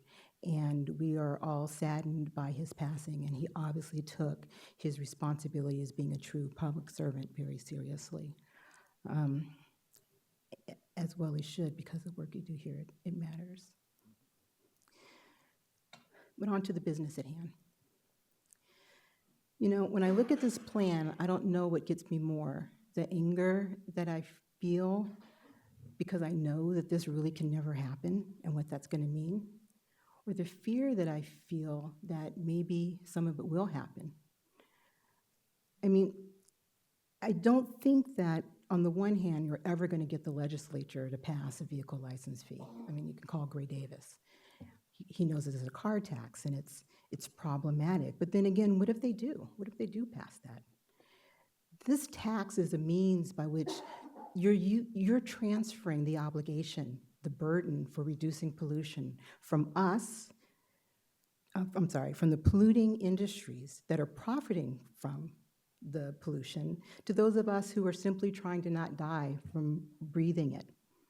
In this AQMP, you're refusing to require that some of the largest sources of air pollution in this basin install cost-effective, life-saving pollution control equipment, and instead, you're calling for a tax on ordinary folks for owning a car. They're making money from refining the gas, and they don't have to install the available control technology, but I've got to buy the gas and pay a tax on it, and pay a tax on the car, and pay for the miles that I drive, regardless of whether or not I drive an electric vehicle or not, and they get to keep the profit. We pay up the pollution. And of course, all of this is going to fall most heavily on those at the bottom of the economic ladder. We know that poor people already pay a giant portion of their income for transportation costs, and they have the ability to shoulder these costs. And it's not just this. You want a property tax, a sales tax, the most regressive taxes that they are. So some mom in South LA, when she goes to buy a pair of shoes for her kid, she also has to pay for the cleanup of the air. And of course, she's already paid for the inhaler. And she's already taken a day off work when her kid was sick. And she's already been scared to death watching her kid not being able to breathe. You know, I worry that sometimes you've fallen into a comfortable pattern of standing for justice when it's easier, when it seems easier, but not when it seems harder. You go after emissions in Paramount, but not at the refineries when they are found to have emissions hundreds of percentages above what they're reporting. You honor Angelo Logan for his excellent work at the ports, but won't use your authority to reduce emissions from the ports. You're going to ask elected officials to take politically tough votes about taxes when you yourself wouldn't take the politically tough vote for requiring reclaim to be sunsetted and for requiring that we install pollution control equipment there. I think we deserve better, and I know that you can do better. End reclaim, hold the ports responsible for reducing their emissions, and develop an indirect source rule. Thank you. Thank you very much for your testimony. I'm Jim Stewart. Excuse me, Dr. Stewart. Sorry. While you're speaking, would Mr. Eder come to the vacant microphone? All right, Jim Stewart, a volunteer with the Sierra Club. And let's take a look at the big context that we're in here. Do you want to go to this? I mean, we got to get down 110 tons per day by 2023, right? Really by 2022. And this plan, this draft plan that's before you, doesn't do it. The only way it could possibly do it is if there's $8 billion of incentives by 2022. I mean, if you look back in the details, they need roughly, $1 billion a year or something like that. That's by 2031. In order to get that 110 tons per day, the way I understand it from this draft plan that's before you, they're going to have $8 billion in the next 5 years. Nothing, of course, in 2017, so we're talking $2 billion a year? I mean, this doesn't meet the laugh test. I mean, it's time for this board to say, thank you, staff, this is not going to cut it. It's not going to cut it with ARB. It's not going to cut it with EPA. And as Mr. Pettit was saying, our whole federal funding hangs in the balance. It's up to this board to say, nice try, staff, but it doesn't meet the laugh test. You guys have got to go back to the drawing boards, and as my previous speakers have said, put in the rules that are going to make this happen, and forget $8 billion by 2022. Thank you. Thank you for your testimony, Doctor. Would Joe Ray, I'm having a harder time with the last name than the first name. Nielsen? From the Sierra Club? No Jure? What's the last name? That's, Neeson? It is Neeson. huh? Neeson. Thank you very much for coming up. Dr.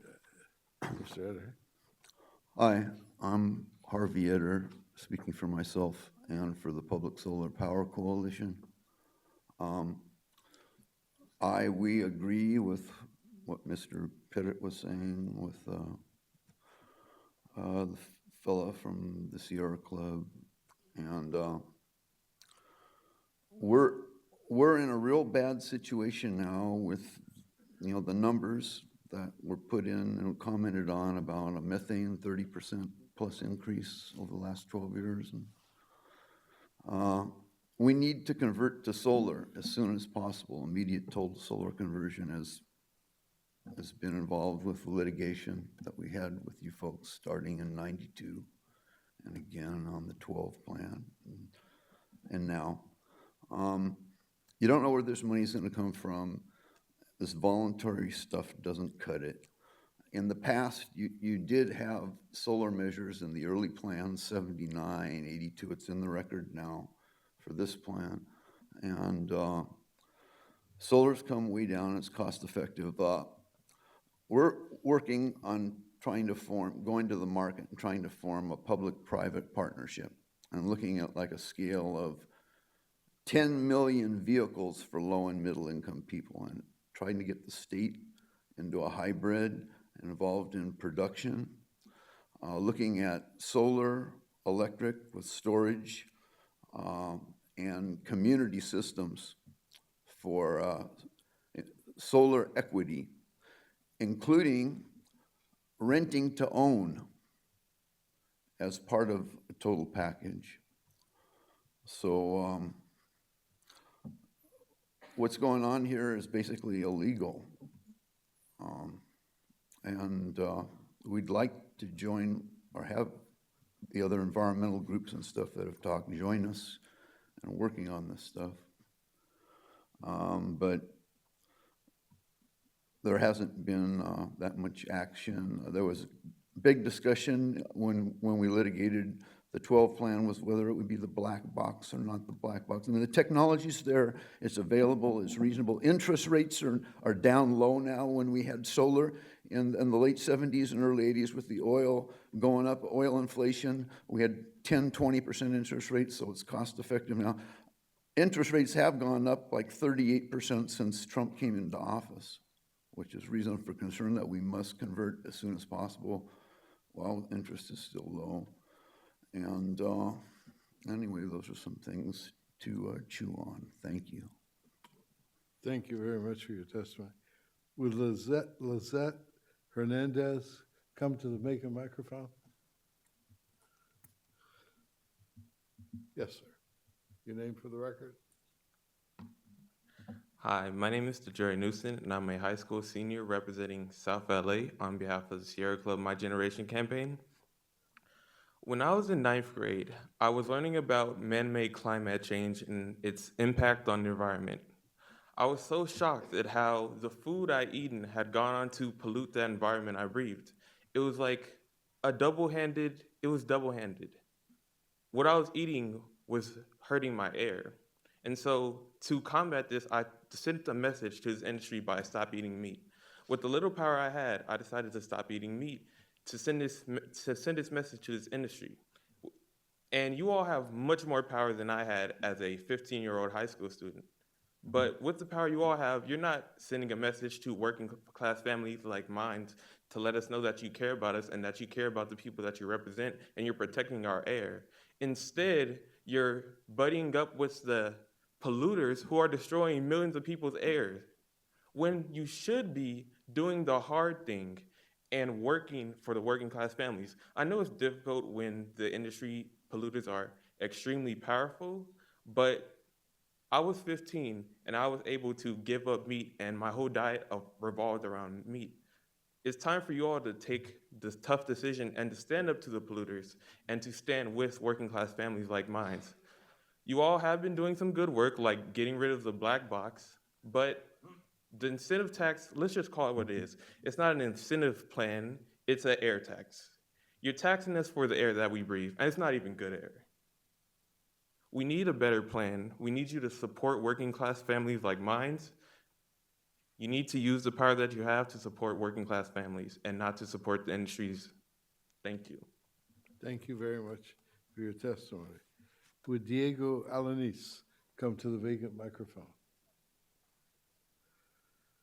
Your name for the record, please. Hi, good morning. My name is Lizette Hernandez, and I work with the Sierra Club, the My Generation campaign. I first would like to send my condolences to Mr. Ben Benoit.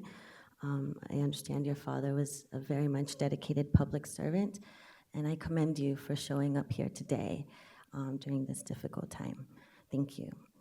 I'd also like to welcome Supervisor Sheila Kuehl.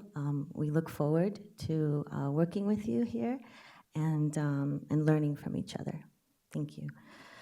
As you all may or may not remember, I grew up and live in South LA. I am a single mother. I also have a son who's 9 years old. And over the holiday break, it was a lovely break in many ways, but unfortunately his asthma kicked up. And in fact, last night he was on the breathing machine. He was on the breathing machine about 3 times this last week. And so it's just a constant reminder for us in our family, in our community, and my coworkers that this is just very real. Over the last year, I was sort of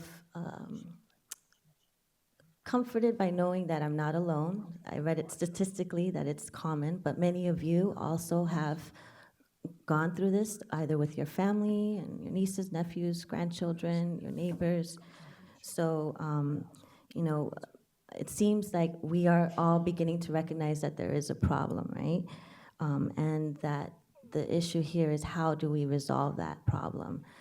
Our team and our assessments have shown, though, that unfortunately, in the last set of plans, it doesn't really meet the mark. We're concerned about what's coming off as an air tax on communities like ours. And we would like you to really reconsider and really take courage about standing up against or to these oil polluters. I know it is difficult. I just got back from Standing Rock last month. I can tell you firsthand how egregious these oil industries can be. But we are here to support you to hold them accountable. And we will continue to work hard. We know that you are going to be taking all the testimonies into consideration. We hope that you will look at an indirect source rule, that you will look at corralling these warehouses somehow, and all the sort of odds and ends that haven't been made into the plan, that somehow they are able to be in there next month. And lastly, we have a forum in Watts, January 26th. Mr. Nastri has agreed to attend. Thank you. We also invite all of you to attend January 26th. We'll send you the details. Thank you. Before you leave. You see? Too quick.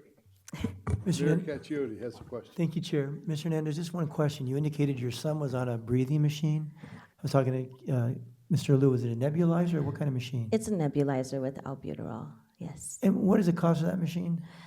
Well, Approximately, I'm just I was curious. able to, through my insurance, have one since we were taking him to the emergency room so too many times. I think it's a few $100s. Families like mine could also benefit from a home air filtration system. Those are also very pricey and don't last too long, but which is all concerning because with the elimination of Obamacare, perhaps, I'm not sure what a lot of families are going to do. How often do you have to hook them up to that machine? I was looking at the picture. Well, in the summer, it could be at least once or twice a month, and same thing with at least, that doesn't include the inhaler, right? And in the winter, it's similar. It's decreased. When he was younger, it was more severe. It was back to back almost, and he was on several medications. And when you hook him up, how long is he on the machine Oh, for? how long is he on? I'm sorry. Well, he's supposed to have 3 doses at about 5 to 10 minutes each, every 20 to 30 minutes until it dies down. So 3 of those treatments, like say at 2 or 3 in the morning. So for like an hour, I'm like just sitting tight and then waiting for the next treatment while he naps, and then I wake him up again and then give him the next treatment. Then he naps for another half hour, and I have to wake him up again and give him another treatment. So when he wakes up, he's still kind of wiped out, and I am too, but I still got to get him to school. Thank you so much. I was just curious. I All right, appreciate thank you it. for your Thanks, questions. Thanks, Mr. Chair. Thank you very much for your testimony. Would Christian Garza come to the vacant microphone, please? Hello, my name is Diego Lanuz, and I'm here with Sierra Club, and I just want to say I'm sorry for your loss, John Benoit.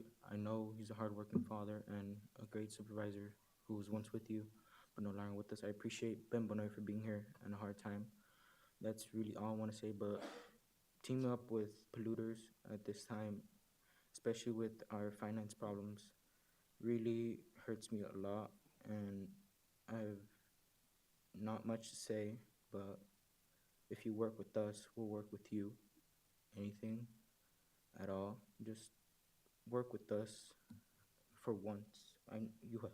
You have, but we are losing a lot, and this is hurting us very much in lots of ways. I have heard many stories of people getting hurt from this. I have not been affected by air pollution, but lots of my friends and their family have been hurt, and this is making me very sad to know about this. In a young age, I didn't really care about this. My sister introduced me with Sierra Club. The first time, I didn't really pay much attention, but multiple times she brought me up here, and I've realized these difficult times can be stopped,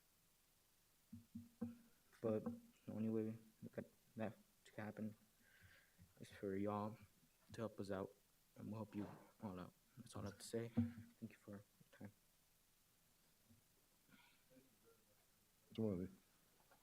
Would Mr. Ruben Garza come to the vacant microphone beside, I assume, his brother? Yeah. Well, hi, my name is Christian. You'll probably already know me because I come here often, but I know you all hear about people talk about nebulizers, or they talk about how their kids go to nebulizers. I had asthma as a young child, really severely bad asthma, and I can tell you how it feels being hooked up to a nebulizer. I remember pretty much every winter, more than at least 3 times a week, I would have to be hooked up to the nebulizer for about an hour, and you don't really get a fresh breath of air the whole time. you feel like you're about to pass out. My brother would have to carry me to the room to sleep. And like you said, they would get multiple sessions. So I would have to wake up again, go again, over and over all night long, until just so I could go to sleep, because I'd have horrible coughing fits where I couldn't even sleep, where I couldn't even get a night's rest. And I had to go to school the next day exhausted because I was coughing the day before, or I'd have coughing fits at school, so I'd barely get to go to school. And it frustrates me, you know? Like, and now when I hear about the property tax on low-income property owners, the gas taxes, like my family is in a really tough spot right now. We can't afford to give any money right now. We need the money right now for our family. It just keeps getting worse and worse and worse. Like the last week was pretty much the worst week of my life. And right now, it's the toughest spot for us. We need the money. And when I heard that y'all voted to tax low-income property owners, it just doesn't make sense. Like, if they committed it, it's pretty much a crime to me, because in other words, I think of it as murder because it hurts us. Some people of us are hurt by it. So why should we be allowed for what they have done? It doesn't make sense. It's not fair. Like, I don't feel like it's fair. Like, I already have a lot of weight on my shoulder. I already have asthma. I've been to the hospital multiple times because of asthma. I've been in a nebulizer, and then the only reason I come here is because, not for myself, because I don't want any kid to go through that. I don't want my future kid to go through that. I don't want my niece, my nephews, and my little cousins to go through the same pain I went through. It's frustrating. Like, I just can't take it. It's like, why should we have to deal with the pain that we already have? We already can barely afford food, barely afford to pay the money, rent, and then now you want to tax all of our property, and it just doesn't make any sense. And all I'm asking here is just, it feels like you are being bullied by the polluters. You have the power. Take the power in your hands. Like, what happened to the phrase, we are the people? What happened to the phrase that we have the power? What happened to when they have more power than us? Doesn't make any sense. Take back the power you have. You have the power. Do not give it to them. Get back your power. Thank you. That's all. Thank you very much for your testimony. Would Marina Barragan come to the vacant microphone? Mind if I wait until she gets here?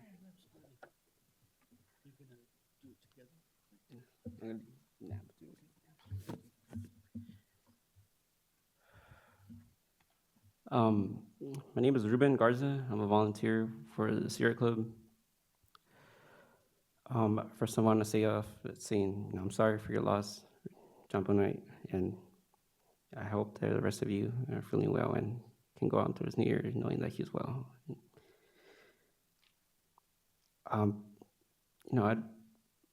Honestly, my heart's racing like really fast right now, and like, I don't know, I come up here and I really want to start talking, and knowing that, this AQMP is planned, that you're all making, you want to make it as good as possible. I understand, this is your job, and you do it, you're there for a reason.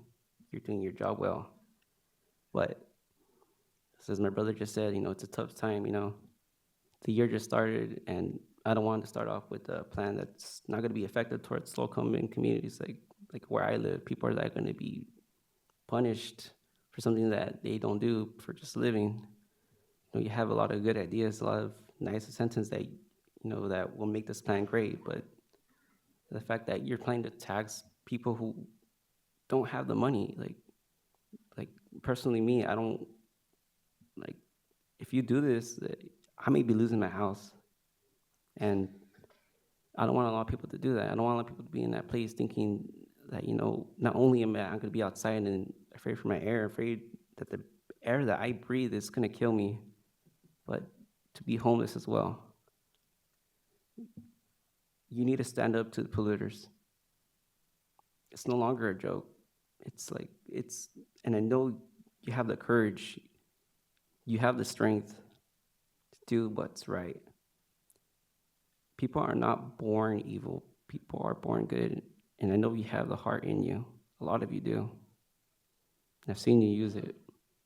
I come up here sometimes with anger and ready to just throw out my rage. But I realize you're all people too, and y'all have families, and you'll care. A lot of you are not just here to make money. You had dreams. You still do.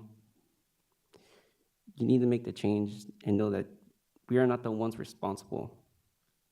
Me being here, I'm taking this responsibility and taking the fight and showing you what I want the change to be for the rest of the communities that are suffering.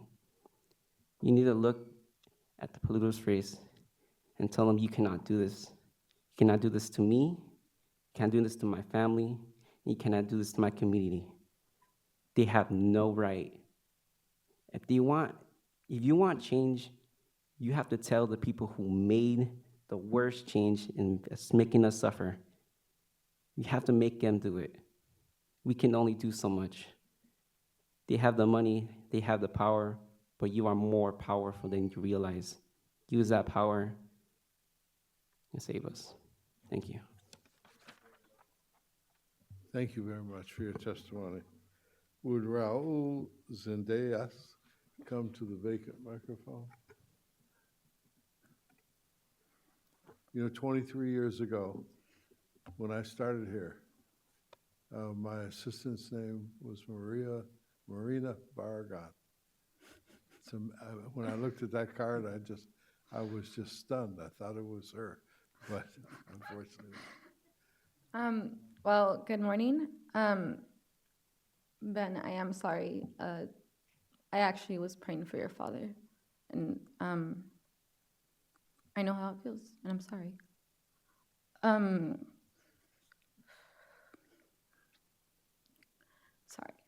So we're going back to the taxes and the fact that it's going to be going to low-income property owners, that is directly affecting my family. I grew up on a ranch that was passed down from my grandfather to my mom, and now my mom has this ranch. This will directly affect my family. I learned how to fix pipes. I learned how to clean wells. I learned how to fix pumps, not because, because we can't afford to pay for people to do those maintenance jobs. I learned to do them very young as a kid growing up so that we can maintain our property, so that we can, it's a date ranch, so there's a lot of palm trees and we harvest dates. I grew up harvesting dates. I grew up taking care of our land, and I see my mom struggle with the bills. I've seen her, as I'm coming back from school, she does it while we're at school, whenever we're at school, so we didn't have to see all the piles of envelopes laid around, organized around the table. And she's just making phone calls, seeing which bills she can push back. And that's who you want to tax. We can't afford that tax. And you should be pushing the polluters to clean up their own mess instead of asking low-income property owners to pay these for the pollution that they are not creating. We're already trying to fight it. We cannot fight it financially. That's not even a question. We'll fail. I do appreciate, and I believe it's a long time coming. I'm very grateful for the fight that y'all are putting to take out the black box. I think that's very needed. I support it, and I support you all in that fight. I do think that there are other places where we need to make the AQMP stronger, making sure that the funding is coming from somewhere that is reliable, polluters' pockets. And whatever support you need, I will back that, and we will back that. But just know that we are all here for the same reason. We just need to work on a better solution. Thank you. Thank you very much for your testimony. Your name, sir, for the record. My name is Raul Zendejas, and I'm going to be brief, and that's by stating one of my concerns, and that is that the fact is that in order to fund these programs, you want to tax low-income property owners instead of polluters. And honestly, it's ridiculous. These folks are living tech to tech, and they can't afford these taxes. And one thing that we can all agree on is that air pollution is a serious problem, yet this plan does not match its caliber. And as representatives of our communities and on the AQMD board, we're counting on your humanity and leadership to protect the health of our communities. And I understand that, and in the spot of a regulator, it's difficult, but, as I said before, we're in a tougher spot as well. So that's all I have to say. And that concludes our testimony on this item for today. Dr. Liu? Yeah, several people have mentioned the ability to pay and who pays. And, you know, I looked at the guiding principles in the actual plan itself, and there is a sentence in there. It says, considerations will be given to the economic means of the funding source, and where appropriate, priority will be placed on recovering costs from entities that are emitters of targeted pollutants. That, to me, was a little awkwardly worded, as only a bureaucrat could write. What it boils down to, I would rather state it just as those who pollute the most should pay the most, and the people who can least afford it should not have to pay for it. Those are more simply and directly stated, and I would appreciate it if we could actually incorporate that into those guiding principles.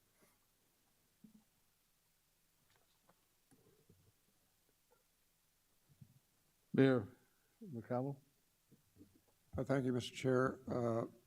For my friends from the Next Gen out there, the staff was presenting to us a list of potential sources of funding. None of that has been approved or even imposed on anyone. And from my viewpoint, increases in property tax or car registration fees are a non-starter. Any other comments by any other board members?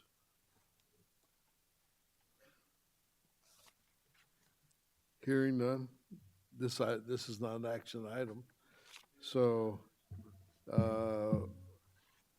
before we go to closed session, why don't we have public comment? And so we don't have to come back. Mr. Etter and Mr. Stern. Will you please come to the vacant microphones for public comment?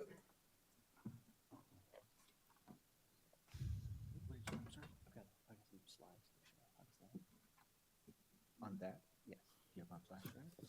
Well, actually, I need to do it. Let's do this. Let's put this down here, and I'll shine it on that. Yes, we can do it on the fly like this, okay? Good morning, my name is Terry Stern. I represent Marine Sales Manufacturing Company. We're a manufacturer of HVAC and hot water products.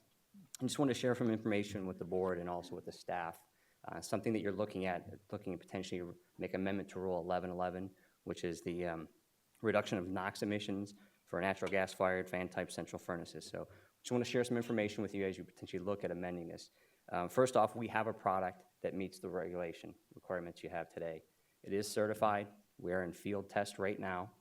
We're moving progress with that. We also have some other products that are already compliant with the product, which is a combination of a gas tank and hydronic air handler, 3-part system that works off of gas that also meets the current low NOx emission requirements today.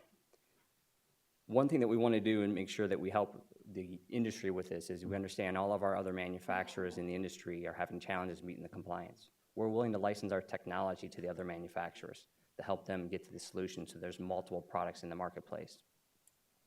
We've spent 8 years and millions of dollars in human financial capital to meet the regulation of the 14 nanogram per joule requirement. Any changes to that amendment starts us over again from square one. It's not a simple process to go from the old requirement, which was 40, down to 14. We will not go into production because there's millions of dollars in tooling involved until the board and the staff makes a decision one way or the other. Keeping in mind that the regulation of the mitigation fee ends in 2018. It's a 52-week lead time for tooling and equipment to get to solution. So if the changes are made, nobody will have a product in 2018 to meet your requirements. Any questions? Mr. Chair. Where's your facility located that produces your manufacturing plant? Our manufacturing facility is in Nuevo Laredo. In where? Nuevo Laredo, Mexico. Do you have any facilities here in California? Manufacturing facilities, no. Would you ever consider moving here? Right incentives, I'm sure a company would. Okay. We talked about this last time, pulling some of the manufacturers, maybe businesses and cities or counties together. This may be an opportunity. Thanks. How much does a tankless water heater costs, say, for a normal house? I don't know that. I work for the air conditioning division. We sell to distributors who sell to contractors to sell to homeowners. There's markups within that process. I'm always suspect when a guy who manufactures it doesn't know how much it costs. Well, we don't set the market price. We only set the distributor price. Because I gotta tell you, I have a number of hot water heaters in my house. They all seem to go out at one time. Yeah, the life of a hot water heater is anywhere from 6 to 8 years. And The furnace is 20 years.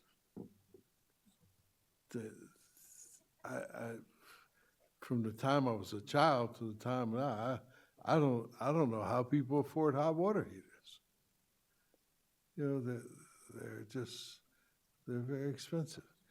Mr. Nastri and I have been bantering about on solar hot water heaters being a mandate in the district and new housing development. It's done all over the world except in the United States. It's I can really- tell you tankless units are 94% efficient, so they're more efficient than a tanked unit. Yeah. Something I think we really need to get a look at. Thank you very much for your testimony. Would Ms. Watson come to the vacant microphone?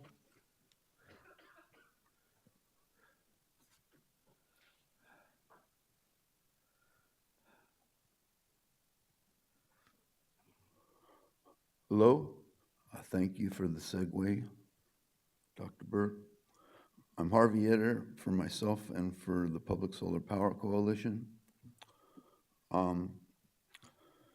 There were no responses to comments until 3 days ago. And these responses did not cover comments that we submitted. And where they did, there are a lot of problems. We're preparing responses to the responses. And then you get to a document. This violates the due process that has occurred in evaluating past plans. And I've tried to find out from the district where in administrative law, et cetera, health and safety code, it says that you're supposed to respond to comments. That's the whole purpose of public input. And now the plan comes out in June. The next year, in 17, in January, you put responses, and you're scheduled on the 3rd of February to pass the plan. There's been nothing done on the other parts of the plan, the socioeconomic document and the CEQA document. The CEQA document, in its alternatives, did not evaluate solar, and there were responses to that, and the responses were inadequate, or they just simply ignored it and did not respond. Most notably saying that you put in solar for generating electricity, and that only reduces a couple tons a day, and it ignored all other stationary sources. And this stuff has to be challenged. Either you can do it on your own or through litigation. It's illegal. You're supposed to listen to the public. We're supposed to have a discussion. You had the Jacobson plans. You ignored them, the 14 plan for 85% solar renewables by 2030. No evaluation. There is no, in the 91 plan, there was an energy working group. I know Dr. Burke asked in the administrative committee, where is the solar working group on? It's Aaron Katzenstein, who has been taken off of this, which is another kind of conspiracy, purging solar. And this was done with comments made on August 19th, a couple of comments. They were just eliminated. They're in the ether somewhere, but there needs to be an implementation plan. It has to be done with staff, and solar is cost-effective, life cycle cost-effective. There's lots of problems with natural gas. It's illegal in the state health and safety code, 53,002B. And this is a fossil fuel plan. It doesn't cut it. We need an immediate total solar conversion plan. and we need it now. The numbers that Aaron used, based on 0.48 radiated four things for methane, is actually 0.97 used by Dr. Jacobs at Harvard's Environmental Center. And I know he thinks highly of him, but he hasn't responded to my question on why the numbers are double, and that's doubled what we've already done. Anyway, thanks. Stay, Any Harvey. questions? Stay. So, this is like Groundhog Day.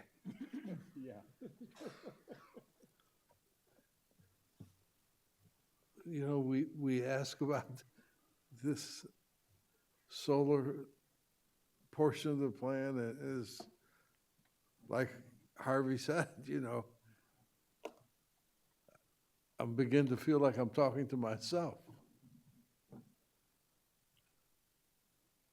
Am I? No. Okay, because the last time I checked in the plan, it was like 2 paragraphs as related to solar. So Dr. Burke, let me clarify where we have worked solar into the plan.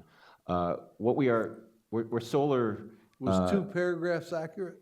No, it's not accurate. If you look in the details of the measures, there's several measures, including CMBO2 and much of Chapter 10 that looks at energy and these issues that discusses and analyzes solar. And what we've proposed in the plan is to embark on a significant effort, right as the plan gets approved, to look at all the different technologies that are available for the residential and commercial building sector, including solar hot water heating, including PV solar, including on-demand hot water and different types of heating technologies, and looking at doing a full analysis, life cycle analysis, as Mr. Etter mentioned, to see where we can get the most cost-effective reductions in those areas through incentives and regulation. It's going to be a major effort. When was the last time you talked to Harvey? I was on vacation for 2 weeks, but right before I went. Testifying. I don't mean that. I mean the last time you sat down and talked to him about something. Before I went on vacation over the holidays. I mean, I had a message from him when I was gone, and I needed to follow up with him, but we've sat down and we've talked. And Aaron Katzenstein, who he mentioned, took a promotion. We didn't move him off this project. He's actually still involved in the AQMP, but he took a well-deserved promotion. There was no conspiracy there. We'll continue to work with Harvey on this. It gives him some credibility on arguing for conversion. He's the one that put 100% in the plan, and cited it, but there was no follow-up with staff. And now, since he's been moved, this is the time when he's needed. I was told he was going to be half-time on this, but he's gone. He's in charge of the entire laboratory, and so. Well, I can only speak for myself. Solar has got to be part of any plan moving forward. And I'm not, I just don't get the feel that we, as an agency, are taking it as an industry seriously. So, if I don't get reappointed, I'm going to be out there with Harvey in a year. So expect me back. Okay. Mr. Chair, I want to support your sentiments. I'm behind you 100%. I would request more solar be put in this plan, and in concert with solar, the new battery technology that Musk has provided, that we don't even need the sunlight sometimes. You can store this on this new powered batteries. In our city right now, we're doing a total energy audit. We found out we're going to put our request to finally hire a company, but just an initial look, the solar, the battery technology, the plug-in stations, it could be millions of dollars for a small little town over the next decade. So can you talk about that new technology in concert with solar, and whether it's a city, whether it's a county, whether it's an individual home, organizations, industry, just putting solar, battery technology, what's the future? What are we looking at in that? So one of the places that the battery storage technology can be very useful is currently we don't have enough battery storage technology where if we went to complete solar, that would obviate the need for natural gas power plants. Because of the intermittency that occurs, the sun is not shining all the time, you still need that quickly dispatchable power to handle those periods. But we hope that in the near future there could be enough grid scale battery storage or other types of storage, or even distributed storage that could actually mitigate that need for power plants. But I do want to, and we talk in the plan about zero technology throughout, and part of that zero technology is electric, and part of that we hope can be have electricity supplied through renewable means, including solar. I still want to mention, I know I've mentioned this before, and it's not saying it as a cop-out. When we look at a plan like this, it requires 110 tons per day of reductions in just 6 years. And we look at the entire in-basin emissions of NOx from all our natural gas-fired power plants. It's about 2 tons a day. So when we look at cost effectiveness, not that we're against solar, we want to support solar, we have support solar, we'll continue to support solar, but pure cost effectiveness for NOx reductions, if we converted all our energy production from the power plants to solar, it would only total 2 tons per day of NOx reductions out of the 110 that we need. But where it becomes cost effective is combined with on-demand hot water heating and solar hot water heating. Where it might become cost effective is combined with a heat pump, combined with an electric charger that charges your car. That's it, exactly, That's yes. that's when solar can play, that's where we will, through our analysis, find those cost-effective opportunities and support solar wherever we If can. most of our pollution is 80% mobile sources, Right. and we've got how many million, 30, 50, 30, 40 million cars in California? Yes. As I talked about earlier, even whether it's police, law enforcement, individuals, business, if we can convert that 80% of pollution from the mobile sources to electric, there's no pollution. That's right. And that was eliminated. There was one, that was addressed, we have addressed it many times, it's in the record, and it was totally eliminated on chapter 4, the 2 pages there on solar, and in chapter 6 to the SEQA document, that solar that wasn't evaluated. They didn't say anything about vehicles, and this district and the state have abandoned this electric vehicle stuff. The district had 1.9 million electric vehicles by 2023, and trashed that and plug-in electrics, and the state's now looking at by 2025 like 1.5 million for the whole state. I don't want you to think that you go unheard. Yeah, well, I feel like it. Anyway. Patty, Patty Senegal at the vacant microphone. Ms. Watson? Good. I think it's afternoon now. Good afternoon, everyone. I'd like to welcome our new supervisor, Sheila Cool, to the board.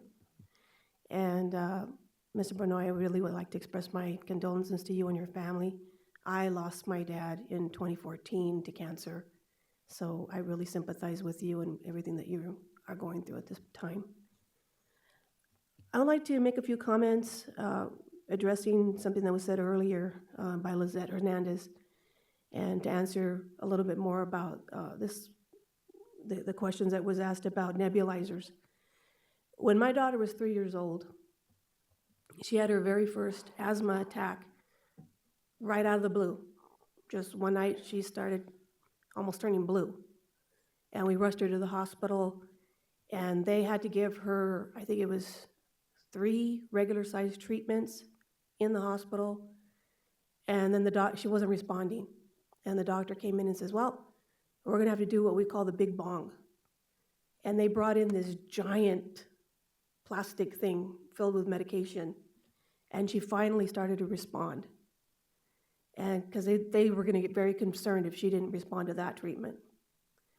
They kept her overnight, and I had to stay in her room overnight in this little recliner thing sitting next to her. And the next day, they were getting ready to release her, and they said, well, you're gonna need a nebulizer because we need to continue these home treatments. And they told us the cost, and the cost back then, and my daughter's like in her mid-20s right now, back then the cost was around $300. And it was going to be very hard for us to afford it. So I'm a little concerned that the machine technology hasn't advanced so that they're still the same price now. Our insurance company refused to pay for it. And our doctor at the hospital finally had to get on the phone and tell the insurance company, look, you have a choice. You either pay for this machine or you're paying for another overnight stay in the hospital.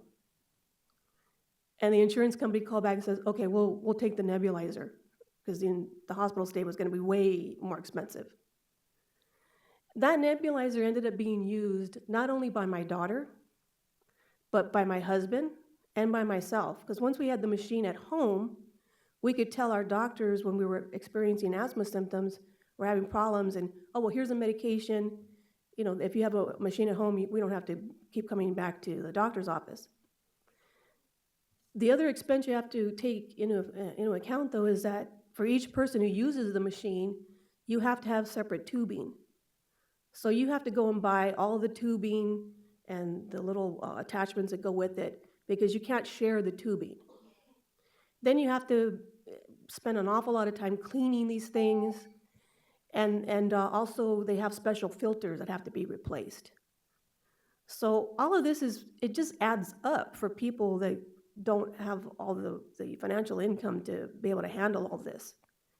So that is something that perhaps you should be taking into account if you are going to incentives, to maybe make this something available to people who can't afford this kind of technology, because it really does save lives. And I know that in the hospital, talking with other parents, they were telling me that, yeah, if I didn't have a nebulizer at home, we'd be in this hospital every week. So thank you for that consideration. Thank you very much for your testimony. Okay. Your name for the record? My name is Patty Sinical. I'm Director for Western States Petroleum Association, WSPA, for Southern California. Chairman, members of the board, and special welcome to Supervisor Kuehl. I would first like to state, on behalf of WSPA and myself personally, condolences to the Benoit family. Growing up in the Coachella Valley, I had a special kinship with your father. Loved the Coachella Valley, go there constantly, and I want to thank your father for all the efforts, everything he did from the assembly to the highway patrol. Probably pulled me over and ticketed me once, I'm sure. And then recently on the air board, doing a lot of great work that benefited the Coachella Valley. So he will be missed. High bar for just ethics, and as all the other folks have identified, just a great person. So in moving on, I just wanted to state earlier, there was a comment made about reporting of refinery emissions. And so the refinery reporting methods are approved by US EPA, CARB, and South Coast, and these reports are audited annually. And we use a combination of continuous emission monitoring, source testing, emission modeling, and leak and detection repair programs. So all of these methods that we currently use are well-defined, peer-reviewed methods that are evaluated and, again, approved by EPA and the air districts and certifying groups such as the American Society for Testing Materials.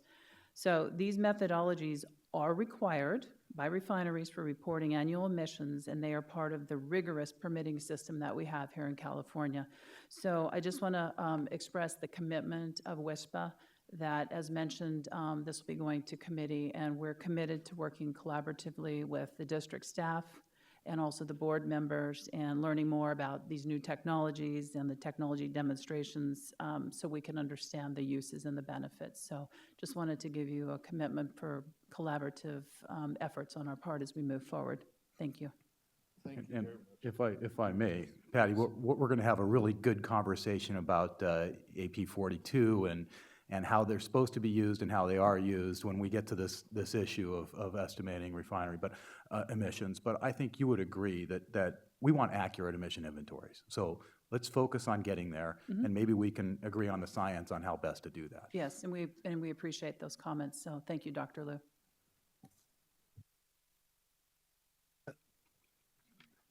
So we should go to closed session? It is necessary for the board to recess a closed session pursuant to Government Code Sections 54956.9A and 54956.9D1 to confer with its counsel regarding pending litigation which has been initiated formally, into which the SCAQMD is a party. The actions are in the matter of SCAQMD versus Southern California Gas Company, Aliso Canyon Storage Facility, SCAQMD Hearing Board, case number 137-76, parens, order for abatement, close parens, People of the State of California, XREL SCAQMD versus Southern California Gas Company, Los Angeles Superior Court, case number BC 608322, Judicial Council Coordinated Proceeding number 4861. SCAQMD versus Anaplex, Los Angeles Superior Court, case number BC 608322. In the matter of SCAQMD versus Aerocraft Heat Treating Company and Anaplex, SCAQMD Hearing Board, case number 6066-1, parens, order for abatement, close parens.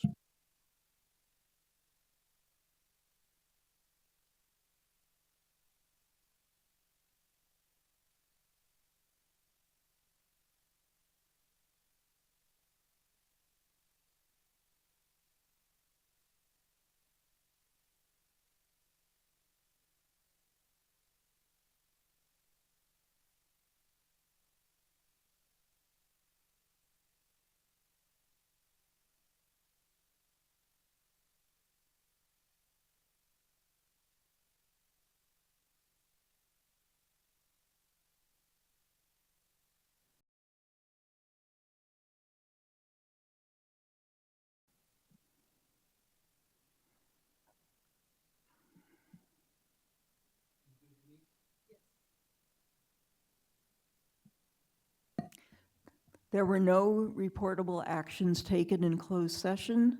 The meeting is adjourned.